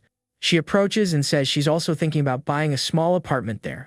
The personal trainer offers again to help with his training, and he accepts without any issue. After everything is settled, he says goodbye to the manager, saying he has other commitments and that they can go have fun. The trainer is disappointed he's not staying for lunch, but the hunt isn't over yet. The manager's friend suggests they grab a bite and then have some coffee to enjoy the rest of the day. The trainer agrees, already scheming a plan to get closer to him in the future. Half an hour later, back at the college cafeteria, our hero finds Professor Lee eating lunch alone. At other tables, some students are whispering about the professor's beauty and loneliness. She's on the phone discussing a university project and seems quite worried. The professor hangs up, clearly frustrated with the lack of progress on the project. He approaches and asks what's bothering her, and she vents about the university's startup incubator. She explains that the school wants to support student entrepreneurs, but the biggest problem is the lack of funding. The professor says the school provides the space and guidance, but needs partnerships with companies for the cash. He asks what the school can offer in return, and she replies, disheartened, only talent. She laments that the university doesn't have many advantages to attract major investors. The professor feels frustrated with the situation, thinking about the pressure the company directors are putting on her. He even considers investing but worries about the low success rate that university projects usually have. She notices his interest and asks if he's thinking about participating in the project. She says it's a good idea but warns him that the project hasn't even been officially launched and it could be a tough road. As if it were listening to the conversation, the system activates a new mission, gain prestige and influence by investing in university projects. Our guy sees the perfect opportunity, since the system basically covers the costs and the risk is zero. With an investor's mindset, he asks who evaluates the projects, whether it's the school or the investor, wanting to ensure he has control. The professor explains that, in theory, the school evaluates them, but there's always room to negotiate the terms. Without beating around the bush, he offers to invest, with the sole condition that he can evaluate the projects himself. To prove he wasn't joking, he shows her his bank balance on his phone, leaving her completely shocked. The professor is speechless when she sees the 9 digits in his account, over 15 million yuan. He uses his usual excuse, saying he made some bold investments in cryptocurrency, and she's super impressed. To her, the situation is surreal. One of her students became a multimillionaire overnight. Joking around, he invites her to drop everything and run away with him, promising a life of luxury and world travels. For a moment, the professor allows herself to dream of a life like that, running on the beach and enjoying the sun by his side. Back in reality, she questions him about the investment, reminding him that university startups rarely turn a profit. He replies nobly that his main goal is to contribute to the university's development. The professor remembers his invitation to run away together and wonders if, deep down, he was being serious. She gets all embarrassed by her own thoughts, remembering he's still her student. He says goodbye, telling her he'll talk to the secretary about the investment and invites her to think about his proposal. Later, he gets a message from the cafe manager with a photo of her that, let's just say, wasn't meant for HR. Across the courtyard, a classmate watches him from afar, wondering why she still thinks about the hike's rich kid. Her friends are talking about our hero's roommate, who has asked her out several times. One of the friends, acting as the voice of reason, advises her to think carefully, as going out with that guy would only hurt her reputation. The other, sensing danger, tells them to keep it down because the guy is walking toward them like a scene from a horror movie. The classmate points out that he's probably heading to some part-time job, trying to justify the situation. The more curious friend suggests finding out where he works, but the other thinks the idea is totally inappropriate and invasive. Not caring at all about her friend's opinion, one of the girls boldly approaches him, asking where he's working and if they can go support him. He, sensing the mockery in the air, decides to play along and invites him to the cafe where he works. Arriving at the cafe, the 2 new managers are waiting anxiously, ready to start a new chapter in their lives. The friends are jaw-dropped by the women's beauty, thinking they must have escaped from a shoujo manga. The trainer, who's no fool, questions him about his so-called commitment, and he replies that the ladies just came for coffee. And then he drops the bomb. He introduces them as his new employees, leaving his classmates' brains completely fried. With the utmost naturalness, our guy asks the employee to take the 3 girls' orders, saying it's on the house. The employee, super friendly, invites them to sit down, and they settle at one of the cafe tables. The classmates almost have a heart attack when they hear the employee call him boss. The light bulb finally went on. Completely embarrassed by the misunderstanding, they decide it's time to beat a hasty retreat and escape the awkward situation. One of them, feeling humiliated for being tricked, curses him under her breath as she leaves. He, feigning innocence, asks why they left, and the trainer says maybe they were intimidated by so many important people. The personal trainer warns him to behave, but he doesn't pay her any mind, showing he doesn't care about others' opinions. The cafe manager serves him a drink, and he, in full charmer mode, compliments it, saying it's sweet, just like her. The trainer laughs at the cheesy pickup line but admits that, coming from a rich, handsome man, it sounds completely different. She's captivated by his charm, realizing the guy knows exactly how to play the game of seduction. Changing the subject, the trainer asks for his height and weight to calculate his BMI, evaluate his physique. She's surprised to learn he's lost weight recently, and he teases her with a reply full of innuendo. He says it was due to overexertion, leaving the cafe manager blushing like a tomato because she knew exactly what he was talking about. The trainer smiles, getting the hint immediately and enjoying the whole situation. She advises him to work out more to gain muscle mass and improve his conditioning, offering to help, of course. He teases her back, saying he'll think about it while she's trying to meet her sales quota for the day. The trainer says goodbye, mentioning she has a class and that they'll see each other soon. Before leaving, she winks at him, and our hero thinks to himself that he'll tame that beast sooner or later. Without missing a beat, he invites the manager for some special training on the second floor, and she's completely confused. The guy pulls her in for a kiss, saying her skills need some extra practice to be perfect. He kisses her with all the passion in the world, completely ignoring the presence of the other employee in the cafe. The woman moans in pleasure, surrendering to the kiss and forgetting all her worries. The employee downstairs hears the suspicious sounds coming from upstairs and wonders what kind of meeting is going on. The cafe manager moans her boss's name, completely lost in the intense moment. The employee, realizing things have heated up, decides to close the shop early, thinking it's best not to interrupt the training. At that exact moment, the trainer comes back to get the purse she forgot and finds the shop closed, getting super annoyed. The employee tries to explain the situation, but the trainer ignores her and starts banging on the door impatiently. That's when she hears the moans and realizes what's happening, shocked by the couple's boldness. 10 minutes later, she's still there waiting, wondering where he gets all that energy. The trainer licks her lips, thinking our hero is truly a rare and powerful specimen. Giving up on waiting, she says goodbye and leaves with a mischievous smile on her face. The cafe manager, upon realizing everything, thinks the trainer heard the whole scene and feels completely embarrassed. He kisses her again, saying that real training needs an audience to be more effective. In another part of the city, Secretary Liu asks if that student really wants to invest in the startup incubator. Professor Lee confirms it, but the secretary, full of suspicion, doubts he has the money for it. She then reveals that she personally checked his bank account and that the guy has over 10 million yuan. The secretary's jaw drops at the amount and he asks if the money doesn't belong to his parents. The professor confirms that the money is all his and that he has full control over the funds. The secretary then asks the guy to come to his office to hear the proposal directly from him. In his thoughts, he plans to put the student in his proper place, so he doesn't feel too important. Our hero gets a call from Professor Lee right in the middle of his training with the manager. He answers the call, asking what she wants while still holding the manager in his arms. The guy immediately realizes the school is trying to control him and decides it's time to take the reins. Without any ceremony, he hangs up on the secretary, saying he's busy and they can schedule another time. The professor is shocked by his attitude, thinking the student has some serious nerve. The secretary, on the other hand, is furious for being disrespected so blatantly by a mere student. He feels completely humiliated, as even the student leaders treat him with the utmost respect. The professor, trying to put out the fire, suggests inviting him to dinner, since he's the potential investor. She agrees to send him a message, ready to try a friendlier, less authoritarian approach. He receives the message and decides to make them wait on purpose, to gain more bargaining power over the investment.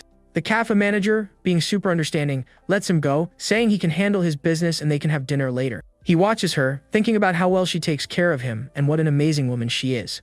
Suddenly, his phone rings again. It's Manhwa inviting him for a walk. He teases her, saying he thought the invitation would be for a cold drink, but she declines. She explains that it's that time of the month and she can't drink, but offers to go anyway if he insists. Concerned for her health, he says he'll pick her up from the dorm to take care of her. The young woman hugs him, super grateful that he's concerned and not pressuring her to go out. She kisses him on the cheek, saying he's the sweetest and most caring boyfriend in the world. Seizing the moment, the girl questions him about their relationship, wanting an official title. He kisses her and says it's obvious they're a couple, leaving her on cloud 9. Giddy with joy, the young woman hugs him and asks if he truly loves her, and our hero, a master of seduction, confirms with a kiss that says "Heis" in every language. She then asks the final question if she's his only girlfriend. Our hero agrees instantly, but we, the audience, know there's a huge asterisk on that answer. And that asterisk is huge because mine the others aren't girlfriends, they're darlings and babes. It's the classic love contract loophole. To celebrate her new official girlfriend status, he promises a reward for her being so understanding and invites her to every rich person's favorite sport shopping. But he's not talking about buying a little shirt. Oh no. The guy simply offers her a car or a house, leaving the girl with her jaw on the floor, not knowing how to process such an offer. But before the shopping marathon, he takes her back to the dorm, playing the attentive boyfriend and telling her to rest well. On the way, the traffic light turns green, as if the universe itself were saying, "The path is clear for your next adventures, my dear protagonist." And speaking of adventures, his phone buzzes with a message from the trainer, inviting him for a workout at the gym. Our young man, who never misses a chance to flirt, teases her back, saying the video she sent would only be inappropriate for men with dirty minds. The trainer smiles, realizing he played along and isn't treating her like a mere stranger. In her mind, the door to conquest has been officially opened. Meanwhile, at the gym, the trainer runs into a colleague who immediately asks the reason for her ear-to-ear grin so early in the day. The personal trainer, all mysterious, says it's because of a very special friend who has appeared in her life. She then drops the gossip of the century. She tells her that a friend got a sugar daddy who just gave her a 3 million yuan apartment as a gift. Her colleague is shocked by the amount, thinking the guy must be a multimillionaire at the very least. Instantly, she pictures some old rich geezer from a soap opera, but the trainer assures her he's 1,000 times better than her cheapskate ex-fling. And to leave her colleague completely floored, she reveals that the man is young, handsome, and tall. Basically a real-life Manhwa protagonist. Her colleague, impressed, concludes that her friend must be a goddess of beauty to snag such a great catch. At that moment, we see an image of the trainer and the cafe manager, making it crystal clear who they're talking about. With the utmost confidence, the trainer says they both have the same level of beauty, just with different, strong points. And as if it were fate, our hero sends a message to the trainer, inviting her to go with him to handle the house paperwork. Without even blinking, the personal trainer cancels her class with her colleague, shamelessly saying her friend's sugar daddy asked her out. The colleague is shocked, processing the information and realizing that the trainer is basically trying to steal her best friend's boyfriend. But in her thoughts, she admits that if she found a man like that, she wouldn't think twice about trying her luck either. Friendship can take a hike, right?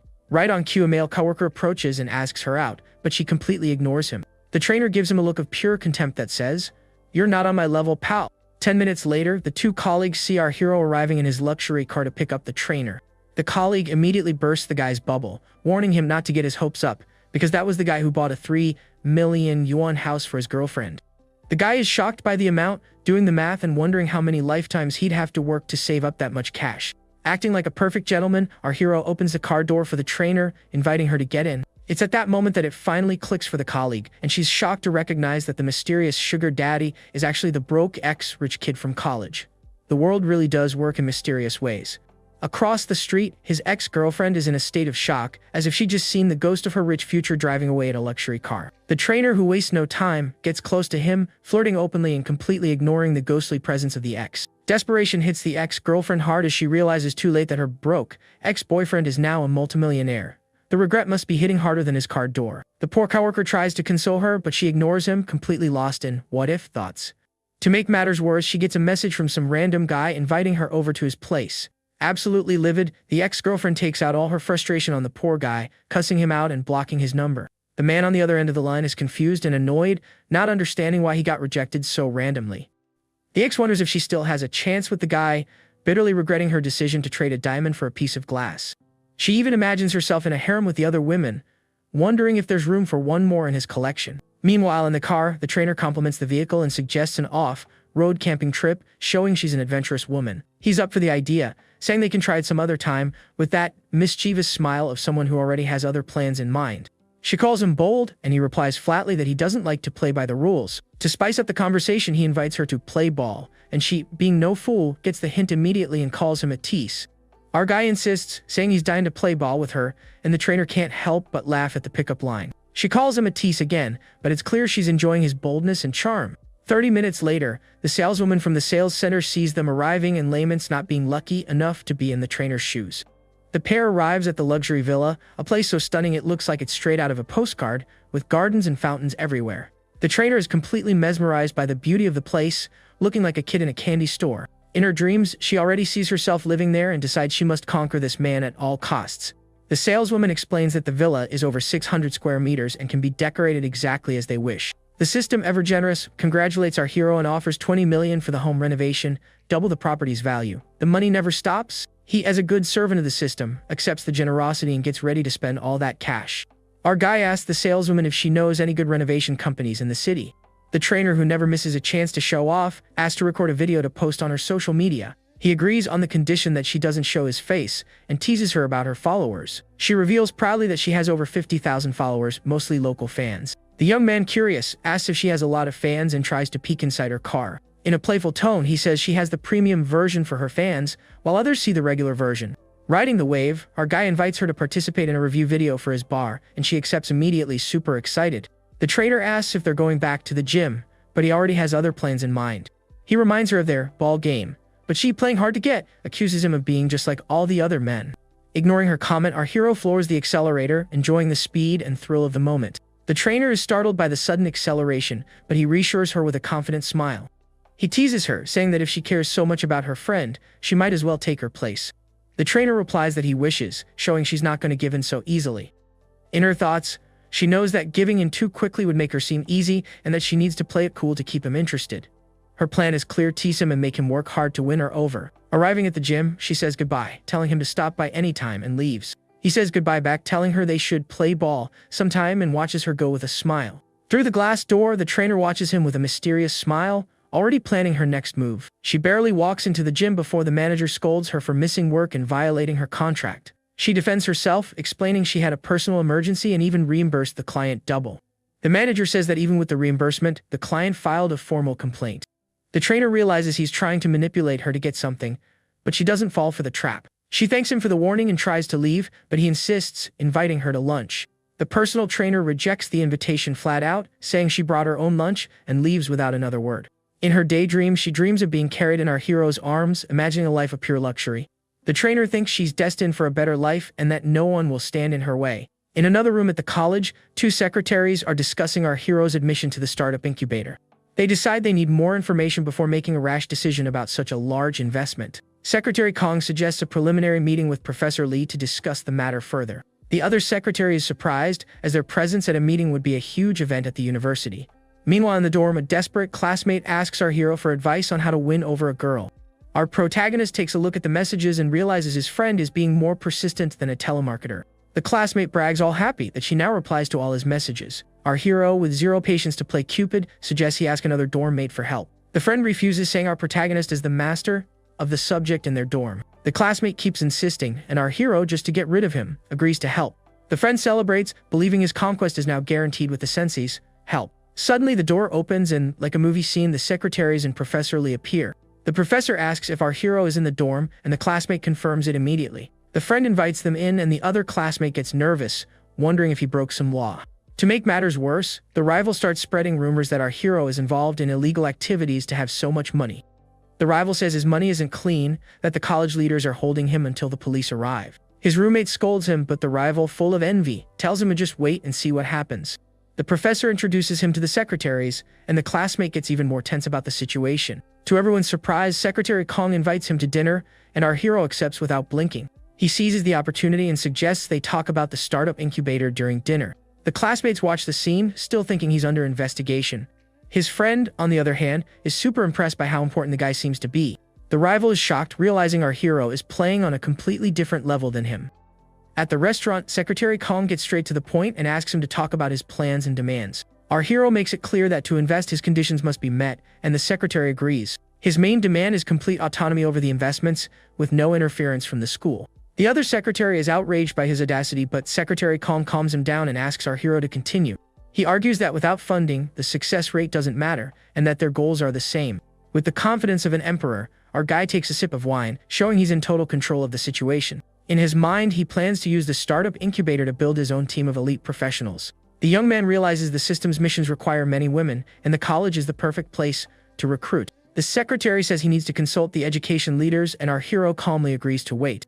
The dinner ends, and the professor offers to take our hero home, since he had a little to drink. On the way, she compliments the space in his new car, impressed by the vehicle's comfort. He comments that he got tired of sedans and wanted to try an SUV this time. The professor gets a call from her sister, who cancels the help she was going to give with the move. Our guy overhears the conversation and asks if she's moving, and she confirms that her old lease ended. Like a good student, he offers to help her move, but she declines, thinking it's not appropriate. He insists, saying he's her student and helping her is no big deal. The professor gets a little embarrassed, noticing for the first time how handsome and attractive he is. She remembers the bag he gave her, and it finally clicks it must be genuine, and he's probably interested in her.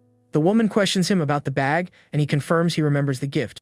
Without beating around the bush, he reveals the bag was an original, a gift for the professor he likes. She turns bright red at his confession, and he tries to play it off, saying it was a respectful gift. The professor feels conflicted, as she's older and above all, he's her student. He reassures her, telling her to focus on driving and that he's not giving up on her. Arriving at her building, she asks if he's going home to sleep, and he says he's going back to the dorm.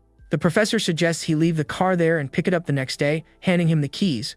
In a moment of pure boldness, he gives her a surprise kiss, leaving her completely stunned. In her thoughts, she's amazed at how bold he's becoming, kissing her directly. The woman calls him a bad student and runs inside, all flustered and with her heart pounding. The moment the mood cools down, he gets a call from the cafe employee, asking him to open the door for the former owner. Out of nowhere, the former cafe owner shows up and apologizes for bothering him, explaining she forgot her son's toys. He, being a gentleman, invites her in, saying it's no problem at all and she can look around calmly. The woman enters the cafe and feels a pang of nostalgia, like revisiting a scene from a happy moment in her life. She starts looking for her son's toys, which seem to be scattered all over the cafe. Our hero watches her, curious, and asks her son's age, trying to break the ice. In the middle of the search, he finds a bottle of wine and wonders if the former owner used to drink there alone. She says she's got everything and gets ready to leave, but he notices she's a bit hesitant. The former owner admits she's feeling nostalgic, remembering all the days she spent in that cafe. Noticing the sadness in her eyes, he invites her to come back whenever she wants for a visit, no strings attached. She, with an air of mystery, says she might not be able to come back, and he, being no fool, invites her for a drink. The woman hesitates, but he insists, saying there's nothing inappropriate about having a drink to relax. He pours the wine and gets straight to the point, asking why she's so down, already guessing the problem was her family. Our guy then reveals that he knows about her husband and the harassment his employees suffered. The woman is completely shocked to find out he knows about the affair, already imagining the worst-case scenario. He immediately reassures her, saying her husband calmly harassed the employee. The former owner then vents and reveals she was already planning a divorce and had even collected evidence against the scumbag. She regrets marrying him but confesses she's hesitant to make a decision because of their son. Acting like a true counselor, he advises her to make the right decision, thinking about her son's long-term well-being. The woman agrees, realizing he's much more mature and charming than she had imagined. He, to top it all off, compliments her, saying that being with a handsome man can make any woman feel better. Suddenly, like a soap opera plot twist, she kisses him, leaving our protagonist completely surprised by her action. He stands there, wondering what the heck that kiss meant, while she simply leaves, leaving him confused. In her thoughts, the former owner blames the kiss on the wine and feels satisfied with what she did. Still processing what happened, he calls the cafe manager, telling her he's sleeping over at her place tonight. 20 minutes later, she welcomes him home, surprised to see how much he's had to drink. He makes up the excuse that it was a dinner with school leaders and he couldn't refuse a drink. She, super attentive, helps him sit down and offers to make him some tea to feel better. The guy hugs her from behind, asking for a warm hug before anything else. She, already suspicious, questions his intentions, but he assures her it's just a hug. The woman feels tricked, remembering all the other excuses he's used to get what he wanted. She questions his character, but he ignores her, continuing with the tight hugs. He, playing the victim, asks if she doesn't trust him anymore, and the woman gives in, saying they can sleep together.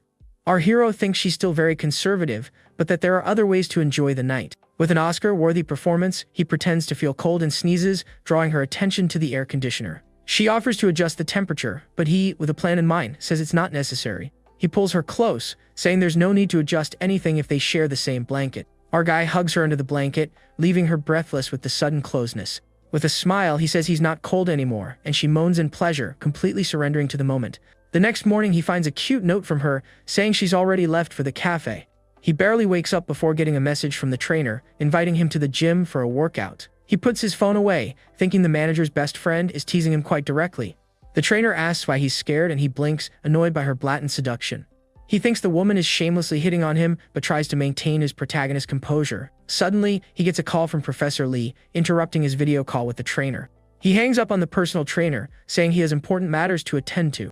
The professor informs him that his investment proposal has been approved and the documents will be released soon. Our guy, always thinking ahead, asks to include height, weight, and a personal photo in the application forms. The professor finds the request a bit odd, but agrees to add the new requirements. He hangs up the phone, ready to continue with his plans and enjoy the day that has just begun.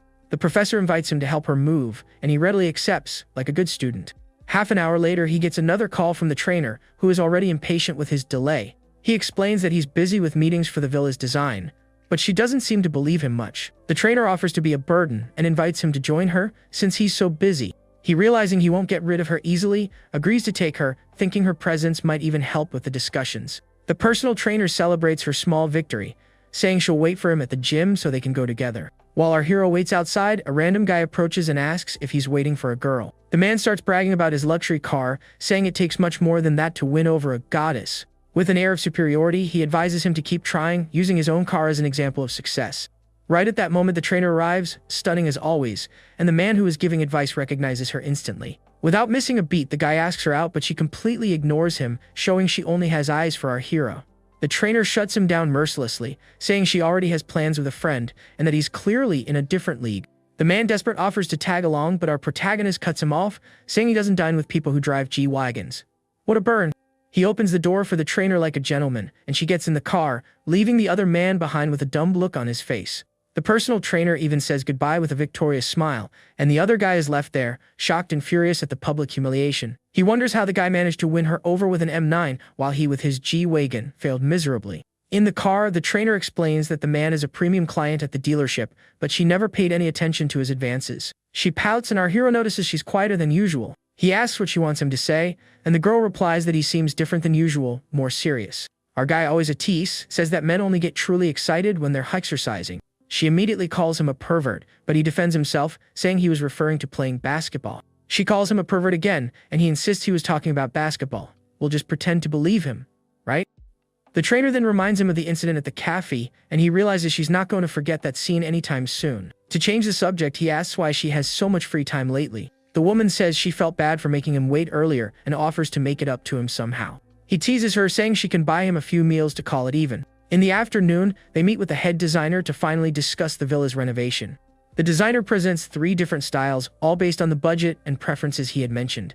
The trainer is impressed with the options and, curious, asks what his budget for the renovation is. He reveals, nonchalantly, that his budget is 20 million, leaving her completely shocked by the amount. The trainer is speechless, doing the math and realizing his net worth must easily exceed 100 million yuan. With this information, she sits even more provocatively, thinking she needs to step up her game to catch this big fish. 15 minutes later, he chooses the new Chinese style and asks the designer to make the necessary revisions to the project. The designer, wanting to please the VIP client, invites him to dinner with the company's general manager, but he hesitates, thinking it's a bit premature. She immediately realizes he's not just some ordinary rich kid, and that she needs to treat him with the utmost respect. The designer then calls the manager and informs him that our hero has accepted the dinner invitation. The manager is thrilled, seeing a golden opportunity to close the deal and not lose such a valuable client. To ensure the operation's success, he asks the company's star player, the best employee, to join them for dinner. Back in the car, the trainer complains about the heat, trying every trick in the book to get his attention. He says he's not feeling hot and asks what the plan is, trying to stay focused and not fall for her provocations. She then offers to be his shadow for a day, following him everywhere. He teases her back, saying his shadows usually follow him for a whole day and night. The trainer, unfazed, accepts the challenge, saying she doesn't mind at all staying with him all day. Just then, she gets a call from a friend asking where she is and, of course, with whom. Her friend invites her out, but the trainer proudly says she's in our hero's car. The friend is shocked to learn they're together, wondering when the heck that happened. The trainer explains she's just helping him with the renovation plans for his villa. Her friend's jaw drops when she learns he's going to spend over 30 million combining the house and the renovation. She feels completely left behind, thinking all her friends are succeeding in life. The woman laments her luck, hilariously wondering if it's because of the size of her chest. And to end the episode with a massive cliffhanger, at the restaurant, the trainer's ex-fling runs into none other than the manager of the design company. The universe just loves a good coincidence. The manager says he has an important dinner, but promises to come back and raise a glass with him later. The ex-fling, who wastes no time, immediately starts checking out the cute girl with the manager, feeling that instant pull. Just then, our hero arrives with the trainer, and the manager greets him with a warm, "Welcome, my esteemed client." Without beating around the bush, the manager greets him and asks him straight up if the beautiful trainer is his girlfriend. Our guy denies it, saying they're just good friends, which leaves the trainer feeling a little ticked off. The manager, ever the gentleman, greets her, and she forces a smile, still processing the "just friends" comment. The trainer is fuming that he denied their relationship, but like a true actress, she tries to play it cool and hide her frustration. The manager then introduces his design assistant, a pretty and shy young woman who looks like she walked straight out of a anime. He greets her, genuinely impressed by her beauty and innocence, so different from the other girls he knows. The manager, being an old pro at the business game, sees that the assistant made a great impression and knows the path to the client's wallet just got a whole lot smoother. The head designer, following the plan, asks the assistant to have a toast with our hero, and the girl immediately obeys. All shy and flustered, the young woman raises her glass to toast with the guy, who watches her with a curious gaze. The trainer, sensing a hint of jealousy in the air, invites him to have a drink with her, but he turns her down. Acting like the concerned boyfriend he denied being, he tells her she has to drive later and shouldn't drink. The trainer absolutely melts at his attentiveness, loving the feeling that they're a real couple. The design assistant, still shy, toasts with him again, nearly dropping her glass because she's so nervous. Being a gentleman, he suggests she drink tea instead, showing his consideration and making her feel a bit more at ease. The manager encourages her to mingle with him, saying that as young people, they must have a lot in common. And to make their friendship a little easier, he suggests she add our guy on WeChat. The trainer immediately sees through the manager's ploy. He's clearly using the assistant as bait to close the deal. The ex-fling, who's no fool, toasts with the manager and comments that his client must be a pretty big deal. His eyes, however, are glued to the design assistant, completely captivated by the girl's beauty and innocence. The manager then introduces his nephew, the ex-fling, to our hero, completely unaware of the drama between them. The nephew thinks that befriending a rich guy like him could be useful for showing off at parties. He approaches to greet him, but our hero recognizes him instantly and gives him the cold shoulder. With an air of superiority, our guy invites him for a toast, showing exactly who's in control of the situation. The nephew is furious that he has to toast with the man who, in his mind, stole his girl. The manager, sensing the heavy tension, asks if they know each other, and the guy's sort of response says it all. To add more fuel to the fire, the manager reveals that our hero bought a villa and is about to drop 20 million on renovations. The nephew is in total shock, wondering how the formerly broke guy got so filthy rich so quickly. He feels completely dwarfed, small and insignificant, in the face of his rival's overwhelming success. With no other choice, the nephew decides to swallow his pride and join his uncle in trying to suck up to the new tycoon in town. 3 hours of dinner and flattery later, the manager invites our hero to extend the night at a bar or karaoke lounge. The trainer hesitates, making up an excuse about having a habit of going to bed and waking up early, like a Disney princess. He notices her nervousness and, being thoughtful, advises her not to go, thinking about her health. But the trainer is actually worried about leaving him alone with the design assistant. In her mind, she's already picturing the manager getting our hero tipsy and pushing him into the assistant's arms. The trainer fantasizes about the two of them together and fears losing the golden opportunity she has with him. She imagines the guy, drunk and out of control, taking advantage of the poor, innocent assistant. The trainer despairs at her own fantasy, picturing the assistant screaming for him to stop. She gets even more desperate, thinking that this absolutely under no circumstances can happen. On impulse, the trainer stands up and says she has to go, determined to prevent the worst-case scenario. Cut to the karaoke bar, where the group is having a blast, singing and drinking late into the night. The design assistant, already a bit tipsy, gets ready to toast with our hero one more time. He, however, turns down the drink, saying he's had enough, and advises her not to push herself. The young woman thanks him, super relieved that he isn't pressuring her to drink more like other guys do. She feels powerless since she needs this internship and can't just quit and walk away. The trainer, who ended up staying, questions him, asking why he cares whether she goes or not. She realizes her seduction tactics don't work on him and that, in the end, she got played at her own game. The design assistant, trying to be helpful, offers to help him pick a song, and he accepts. The trainer, full of jealousy, teases him, saying he's staring at the other girl with lasers in his eyes. He replies with complete sincerity that his gaze towards her is purely one of desire, with no feelings involved. Our guy compliments her, saying that in the end, the result is always the same, no matter what caught his eye in the first place. And just to make it crystal clear, he whispers in her ear that the end result is always ending up in bed. The trainer gets flustered but admits that at least he's honest, unlike other men. She tries to pull away but he holds her, continuing his bold teasing. The karaoke manager announces that the assistant has chosen another song for our hero to sing, totally killing the mood. At the end of the night, the manager says his goodbyes, happy to have made a younger and very promising friend. Our hero compliments the design company, saying he'll seriously consider them for the renovation. The manager leaves with the head designer, and our protagonist is left wondering about the assistant. The head designer says goodbye, assuring him that she'll get the tipsy assistant home safely. He offers to call a car for the trainer, but she, with other plans in mind, refuses the offer. Our guy says he'll just get a hotel room then, and she questions him, surprised by how direct he is. He teases her, asking if by any chance she's going to let him crash at her place, leaving her flustered. The trainer realizes that if she doesn't act now, another woman will swoop in and win him over. She approaches him with a determined look, and the affinity meter, like something out of an anime, shoots up to 75, showing her interest is the real deal. He's surprised by the sudden jump in affinity, not understanding what he did to deserve so many points at once. Acting like nothing happened, our guy offers again to call a car for her, but the trainer refuses to leave. She gets annoyed by how slow he is, thinking, "What part I want to stay with you, does he not get?" Finally getting the hint, he invites her to switch hotels with him, and she accepts immediately, ready for the night ahead. On the way, the trainer gets nervous, hoping he'll be at least a little gentler than he was with her friend. From a distance, a man watches them, envying our hero's luxurious life, and especially the beautiful woman by his side. Arriving at the most exclusive hotel in the city, he simply asks for an executive suite for a whole month, as casually as if he were ordering a coffee. The trainer is shocked by the request, unable to believe he's just going to live in a luxury hotel for a month. He pays the bill without even blinking, thinking that with the system's triple cash back he won't lose a dime. The woman, being very observant, catches the hidden meaning in the room number and gets excited by his boldness. Once in the suite, she admires the city's night view, amazed by the luxury and beauty of the place. For a moment, the trainer feels a little guilty about her friend, but hopes this night will be a good start to her new life. He comes up behind her and whispers that in his eyes, she's the only one, and now they can finally start to play. The woman jumps when she realizes he didn't close the curtains, afraid someone might see them.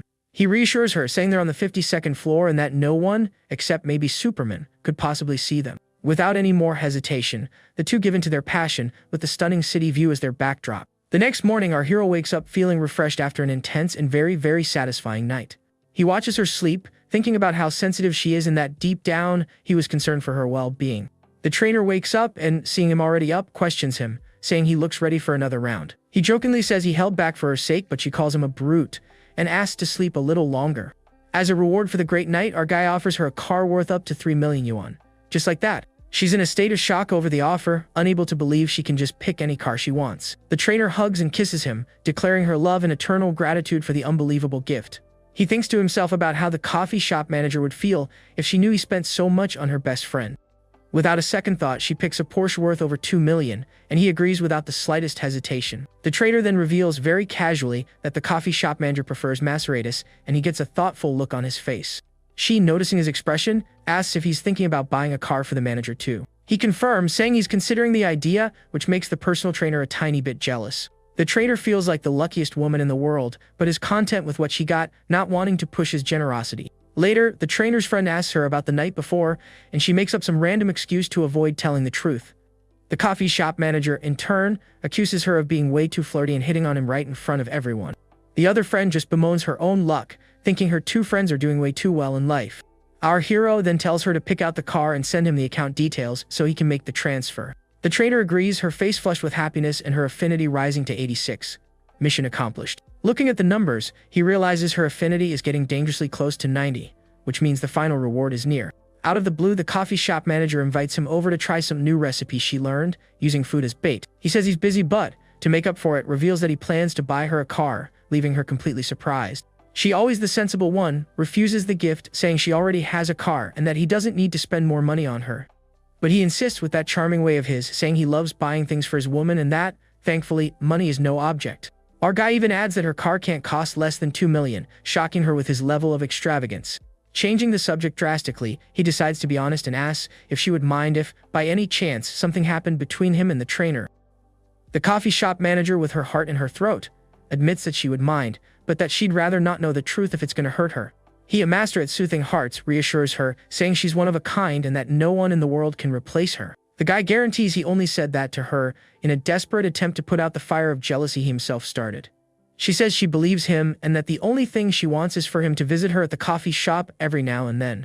He feels like the luckiest guy in the world to have her, as she's the only one who always tries to save him money. The young man promises to make it up to her for everything, and she, playing along, teases him about his questionable character. The coffee shop manager laughs at his teasing and hangs up, saying she needs to get back to work. Hanging up the phone, he wonders what the secret is to guys who can handle multiple women without getting caught. Meanwhile, Professor Lee is carrying heavy boxes, breaking a sweat as she prepares for her move. And like a knight in shining armor, our hero arrives to help, and she greets him with a relieved smile. Without even asking, the guy grabs the boxes, telling her to leave the heavy lifting to him. What he didn't count on was one small detail: the box was full of her very personal items, leaving him completely embarrassed. The young man is shocked and mortified when he sees the super personal contents of the box he just picked up. And to make matters worse, the box tumbles open, and the professor's unmentionables spill all over the stairs, just like a scene from a rom-com. For a split second, he has a very vivid fantasy of her wearing that lingerie, striking poses that definitely wouldn't be approved by the school board. The professor, noticing his gaze, teases him, asking which color he prefers, making him blush even harder. She picks up her clothes, telling him to focus on moving the other things and to stop getting any funny ideas. The woman gathers her personal items, her face red with embarrassment from this super awkward situation. Right on cue, her sister arrives and announces that they'll need 2 trips to move all that stuff. The younger sister glares at him with her usual suspicious look, but our hero, used to it by now, isn't fazed. The professor asks him to drive to the new house, and he readily agrees, happy to help. On the way, she apologizes for her sister's attitude, but he says he doesn't mind and even finds her a bit warmer now. The professor then reveals the reason for all the coldness. Her sister once had a boyfriend, but was cheated on in the cruelest way possible. She explains that her sister caught him with another woman right at a hotel entrance just before they went inside. After that nasty betrayal, the sister simply gave up on men, becoming cold and distrustful of everyone. Our hero is shocked by the story, calling her ex-boyfriend a true piece of human garbage. Professor, seizing the opportunity, teases him, asking if he isn't a certified player himself. He immediately defends himself, saying he's the purest man in the world, and asks for her opinion on men. The guy, with no fear of danger, asks her directly what she thinks of him, leaving her completely flustered. The professor gets embarrassed and her heart starts racing, not knowing how to answer such a direct question. She asks what he said, and he, realizing he went too far, plays it off, saying he was just kidding. He reassures her, insisting it was just a joke to get her flustered. The woman thinks to herself that if he had been serious, she would have had no idea what to do. Once at the new house, the professor invites him for a meal as a thank you, but he declines. She then gets closer to him and, with a seductive look, asks how she can really thank him. And without waiting for an answer, he kisses her passionately, and she kisses him back, completely surrendering to the moment. The professor even tries to resist, but he holds her firmly, continuing the intense kiss. Suddenly, as if the universe loves to interrupt, her sister arrives and knocks on the door, oblivious to what's happening inside. The professor pulls away, completely startled, and he reassures her, saying he'll get the door. She says she can't even move, and he, being very helpful, offers to help her pull herself together. The sister comes in and asks why her face is so red, and the professor comes up with the lamest excuse in the world. She says she needs to rest a bit, and her sister watches her with a look that says, "I know what you did last summer." Changing the subject, the woman informs him about the student council assistant in the office the school gave him. He says his goodbyes, saying he'll go talk to the assistant and doesn't want to bother them anymore. The moment he leaves, the sister asks what she really thinks of him, super curious about her older sister's feelings. The professor tries to dodge the question, but her sister insists, saying his intentions are more obvious than the ending of a Disney movie. The sister accuses her of having spring fever and warns her about the lack of trust she has in him. The younger one asks if she's not opposed to any of this, and the professor is left speechless, completely embarrassed. The sister advises her to keep her eyes wide open and see if he's really worth it before giving herself to him. The professor just stands there, thinking about him, with her heart racing and her face flushed with embarrassment. An hour later in the school cafeteria, our hero watches her from afar, deep in thought. A girl calls out to him, and he turns around, surprised to see his new assistant there, waiting for him. He asks if she's been waiting long, and the girl, with a sweet smile, says she just got there. Our guy compliments her voice, saying it sounds different from the radio, and she explains the reason for the difference. Seizing the opportunity, he asks for her help with things beyond the committee's work, and she agrees right away. He gets closer to her, ready to continue their conversation and, who knows, deepen their relationship. Suddenly, a classmate shows up with some tea, acting as the official romance blocker. The girl asks who he is, and the guy introduces himself, shooting our hero a look of pure jealousy. He catches the classmate's venomous glare and is amused by the little rivalry that just sparked up. The young woman turns down the drink, saying she's avoiding sugar, but the guy, being persistent, won't take no for an answer. She gets annoyed by his insistence, but the dude doesn't give up, trying to win her over. Other students watch the scene, already whispering about the potential love triangle that just formed. And to complete the quartet, our hero's official girlfriend arrives and wonders why everyone is staring at them. Without a second thought, she runs towards him, determined to mark her territory and see how far the other girl would go. The girlfriend hugs him tightly, and the other girl backs away, a little embarrassed by the arrival of her rival. He explains that he was just discussing committee matters with his classmate, and she pretends to believe him. The girlfriend teases him, asking if he plans to fail all his classes with how dedicated he is to the committee. The other girl realizes she's the third wheel in the conversation and decides to leave, letting the couple be. He says goodbye to her, and his girlfriend watches her walk away with a smile of pure victory. The other students comment on the scene, comparing the situation to an episode of a soap opera. The girlfriend, still jealous, asks what they were talking about. He explains it was about the entrepreneurship center, and she realizes how possessive she's being. The girlfriend says her goodbyes, saying she has class and that they haven't seen each other in 2 days. Before leaving, she gets close to him and says that today she wants something iced, and leaves with a suggestive look. Watching her go, he thinks to himself that she's an insatiable cutie. The moment she leaves, he gets a call from the trainer, who informs him of the final price of the car she chose. Without beating around the bush, the trainer offers to come to the hotel, bringing 2 different outfits for him to choose from. He plays dumb, but she insists, saying he'll know what it's about when he gets there. Our guy is torn, wondering who he should spend the night with: the manager, his girlfriend, or the trainer. He feels overwhelmed with so many options and, when in doubt, decides the best thing would be to go with all three at once. Meanwhile, at Professor Lee's house, the sister asks if they're going to cook dinner at home. The professor agrees and, on an impulse, suggests inviting our hero for dinner as a way to thank him. She gets all flustered by her own suggestion, but her sister encourages her to invite him. The sister says it's just a way to thank him for his help with the move, no big deal. The professor thinks about his bad boy vibe and, for a moment, feels an urge to take a bite out of him. The sister teases her, saying she's just testing him to see what his true intentions are. The professor finally agrees to call him, and her sister watches her with a mischievous smile, like someone who knows everything. She sends him a text, inviting him to dinner as a thank you, adding another option to his evening menu. He feels completely overwhelmed with so many invitations and decides he needs to turn some down to keep his sanity. Arriving at the professor's house, she greets him and says that dinner will be a little while. He comes inside and feels right at home, looking at the decor and the super cozy atmosphere. The guy is impressed with how quickly the professor managed to make the place feel like a home.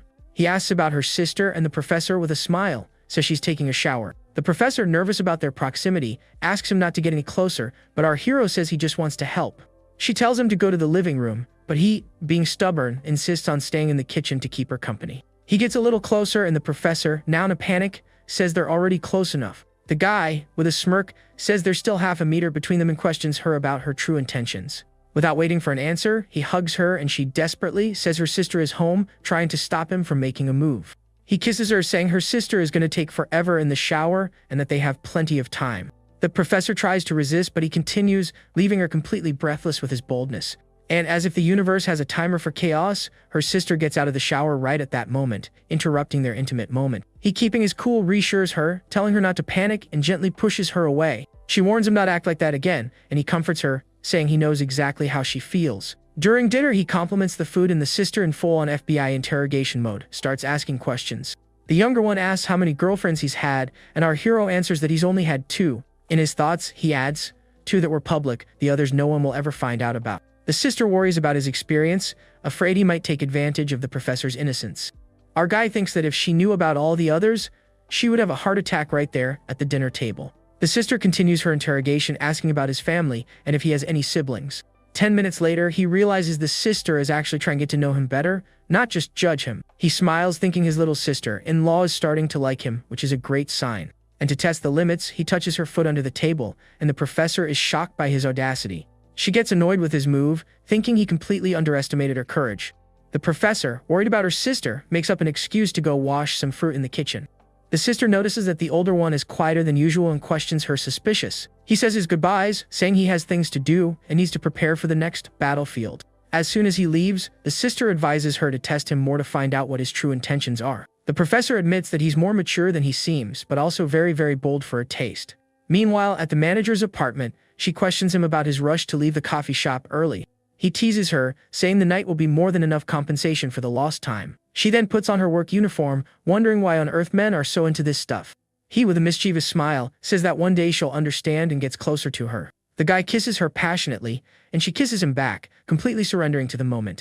Her affinity rises to 90, and he realizes this kind of exercise is super effective for leveling up. The system rewards him for completing the mission, and our hero is eager to find out what the legendary prize will be. He gets an increase in length, a credit for car purchases, and a skill pack. It's the complete package. Without wasting any time, the guy activates the new skill, ready for a long and intense night with the manager. She's startled by the sudden change in him, not understanding what's going on. He teases her, saying this is the answer to her question about men's fetishes. The woman feels different, as if she's been emptied out from the inside, and questions him about it. He asks how he's different, and she replies that he's different in a very, very good way. The guy promises more surprises in the future, and she moans with pleasure, eager for what's yet to come. He thinks that her current state is the greatest compliment a man can receive from a woman. Curious, he explores the skill pack, confused to see options for cooking and hairdressing. Without a second thought, our hero chooses the combat skill, thinking it might come in handy in an emergency. He then imagines using the appliance repair skill to get closer to the professor. In his fantasy, the professor thanks him for the repair, and he feels satisfied with his choice. She offers to wipe the sweat from his brow, and he surrenders to that moment of pure intimacy. He realizes that, in the end, the appliance repair skill is the best strategic choice. The guy is left wondering who will be the next to reach level 90 favorability. Suddenly, the coffee shop manager gets a call from her mom, who sounds worried about the family situation. She reassures her, telling her to let her know if anything happens, but hangs up the phone with a worried expression. He comforts her and she reveals that her father had a stroke because of his drinking. The woman blames herself, thinking that if she had gone on the arranged blind date, her father wouldn't have drunk so much. He consoles her, saying he'll go with her when it's time to visit her father in the hospital. She feels conflicted, as their relationship isn't official, and it would be strange to bring him to meet her family. The guy, always helpful, offers to help with the medical expenses, and she thanks him, touched. The next morning, he finds a note from her, saying she had to rush to her hometown. He gets a message from his assistant and wonders what she wants so early. The young woman sends photos of tables and chairs for the office, and he, trusting her good taste, lets her decide. He's impressed by her proactive attitude, thinking he hired a great employee. The assistant is interrupted by that persistent classmate who wants to help her clean up no matter what. She scolds him, saying she doesn't need help and that he's not even on the student council. The classmate whines, complaining that he can't compete with a richer, better-looking guy. The assistant realizes that, with so much money, our hero must be worth hundreds of millions. She decides she needs to show her full potential to be able to stand by his side. Meanwhile, in the manager's hometown, she discovers her father isn't in the hospital and that she's been tricked. Her mother explains that she lied to get her to come for a blind date she had arranged. A nosy aunt introduces her to a man, saying he's a great catch for her. The aunt praises the guy, saying he has his own company and has already bought a car and a house. The man brags about his car, a 5 Series, trying to impress her with his financial status. The coffee shop manager even compliments the car, but her expression clearly says, "Nice, but I've seen better." The suitor gives her a gold ring as a welcome gift, and the aunt praises his generosity. The aunt and her mother start celebrating, thinking he'll be a perfect and wealthy son-in-law. The coffee shop manager, fed up with the whole charade, pulls her mother aside for a private chat, visibly irritated. Her mother scolds her, saying she's not being a good hostess to the guest of honor. The woman gets tired of the comparisons and says she doesn't want to talk to her mother about it anymore. With no other option, she sends a message to our hero, explaining the trap she's in and asking for help. The manager is surprised to learn he's on his way to her house, wondering what he plans to do. She tells her mother a friend is coming, and her mother, suspicious, asks if it's a man or a woman. Her father, oblivious to everything, toasts with the suitor, praising him and saying they make a perfect couple. 15 minutes later, our hero arrives with a mountain of gifts, surprising everyone with his grand entrance. And to leave no doubt, he introduces himself as her boyfriend, leaving the entire family in shock. The suitor and the aunt are frozen, not knowing how to react to the unexpected arrival of the rival. Her mother asks why she never told her about her boyfriend, completely surprised by the news. Our guy, to mark his territory, shows them a jewelry box, saying he brought a few little gifts for her parents. He even adds that they'll be family in the future, impressing her parents even more. The girl's parents are speechless, wondering how much all those luxury gifts cost. And he answers as if it were nothing. "Oh, it was just around 300,000, shocking everyone in the room. The family is stunned by the amount, thinking that a normal person would never say something like that so casually. The suitor, feeling deceived, asks the aunt why she didn't tell him the girl already had a boyfriend. The man feels completely humiliated, thinking his gifts now look like a bad joke. In a desperate attempt, he suggests the boyfriend might be fake and offers to run a check on his background. The aunt, on the other hand, can only stare at the jewelry box, impressed by the wealth of her potential new son-in-law. Curious, she asks his age, and our hero replies that he's 21, leaving her even more shocked. The aunt doubts the story, thinking a 27-year-old woman would never date a kid. Her parents exchange suspicious glances but prefer to say nothing and just watch the scene unfold. He very calmly explains that he has a few side hustles in finance and other industries. The aunt, wanting to expose him, challenges him, asking if he even has a house to marry her niece in. The suitor thinks that now he's gone too far and will finally be exposed as a huge liar. The aunt accuses him of faking it, saying that honesty is the key to any relationship. Her parents get worried, thinking the guy is just showing off to impress them. And just when it looks like he's cornered, the coffee shop manager steps in, showing everyone the deed to the house he bought for her. Checkmate. The aunt, as suspicious as a soap opera villain, doubts the authenticity of the deed, thinking he whipped up a fake document just to show off. Without even flinching, our hero simply transfers 1 million into her account to decorate the house, leaving her speechless. The coffee shop manager is shocked by the transfer, saying the decorations won't cost anywhere near that much. The whole family is slack-jawed, counting the zeros on the phone screen and confirming the absurd amount of 1 million. The aunt grabs the phone to get a closer look and sees with her own eyes that the transfer is 100% legit. And for the final humiliation, he says that's just some pocket change and she can use the rest however she wants. The suitor, feeling like the smallest man on earth, admits defeat, utterly humiliated and lamenting his lost chance. But, being smart, he decides to stay in touch, thinking that having a rich friend could be useful in the future. Our hero also reveals that her house cost 3 million and his villa a measly 10 million. The aunt finally realizes that he knows how to please people and that, in the end, he's a great match for her niece. Completely embarrassed, she apologizes for her earlier rudeness and starts treating him with the utmost respect. He, being magnanimous, reassures her, saying they're all family now and she doesn't need to worry about it. Her parents praise him for his thoughtfulness, completely overjoyed with their new millionaire son-in-law. Just then, the manager's younger sister arrives, and her mother greets her with a grin from ear to ear. The coffee shop manager introduces our hero as her brother-in-law, and the sister greets him shyly. He observes her, thinking she's just as beautiful as her sister, just with a more youthful vibe. During dinner, he toasts her parents and invites them to see the house, and of course, the new car. The aunt is shocked, realizing he's not just buying gifts for his girlfriend, but for her parents too. The girl's parents are speechless, completely surprised by the generosity of their new son-in-law. He adds that the house might seem empty since they don't visit very often. The coffee shop manager, moved, promises to visit her parents more often, making them super happy. That night, she thanks him for everything, and he replies that it's the least he can do for his woman. She thanks him again, and he comforts her, saying she's his woman and he'll always take care of her. With a cheeky little smile, the guy asks if her parents will let them sleep in the same room, and she immediately says no. She explains that he'll sleep in the guest room, but that she'll join him later when everyone is asleep. At 11 p.m., she sneaks into his room asking if he's asleep yet. He says he couldn't possibly sleep without talking to her first, with that smile of someone who knows what's about to happen. Our guy compliments her, saying she understands him perfectly and pulls her into bed. Meanwhile, her sister wakes up and, curious, goes to the guy's room to see what's going on. She hears the sounds coming from the room and is shocked by the scene her imagination starts to create. The sister presses her ear against the door, listening to the sounds and getting completely embarrassed. Her face turns red, surprised by the intensity of what she's hearing on the other side of the door. The young woman thinks that her brother-in-law is really strong, impressed by the performance she's hearing. She swallows hard, feeling a mix of curiosity and a shame she's never felt before. The sister decides she's heard enough and goes back to her room, shocked by the scene. An hour and a half later, the coffee shop manager returns to her sister's room as if nothing happened. She asks why her sister is still awake, and the young woman, feeling needy, hugs her. The sister asks to sleep cuddling with her, and the coffee shop manager, of course, agrees. She hugs her, telling her to sleep well, and the two snuggle up in bed. The coffee shop manager thinks about how much her sister has really grown up, feeling super protective. Back at the office, the assistant asks if he needs any adjustments to the setup. He compliments her on her efficiency and beauty, thinking she would make a great personal secretary. The young woman then presents the first batch of applications for the startup incubator. He takes the forms to review, ready to start evaluating his classmates' projects. Our guy gets annoyed with the heavily edited photos, thinking the applicants are going way overboard with the Facetune. He decides to skip the photos and go straight to the business plans, more interested in the ideas than the looks. Suddenly, the young man comes across a proposal to open a sexy lingerie shop on campus, a bold idea. He discards the low-quality proposals, thinking he can't just mess around with the system's money. For a moment, our guy dreams of a life of luxury, working hard to please all the women in his life. He decides he needs real business experience and that the incubator is a great place to start. The young man already plans to turn his small company into a major corporation in the future. He dreams of becoming a legend and contributing to society, not just being some rich playboy. With that, our hero rejects all the proposals, saying they're unrealistic and need a new plan. The assistant very intelligently suggests that the problem might be the sample size, which is still too small. He then asks to ramp up the promotion for the project to attract more qualified candidates. She agrees to spread the word on the school radio and social media to reach more students. The young man also suggests a second-round exam with questions on management and international trade.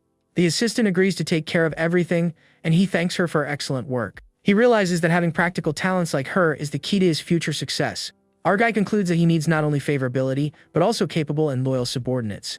At the gym, the manager scolds the trainer for being late and missing work. She explains that she had an emergency and that she already notified the client and refunded her. The manager accuses her of missing work without his approval, completely ignoring her message. The trainer confronts him, telling him to read the message where she asked to take lunch and notified him of the emergency. He accuses her of absenteeism, and she gets fed up with his abusive and manipulative attitude. Having had enough, the trainer quits, tired of being pressured and undervalued by her boss. A concerned colleague asks if she really quit, thinking about her future.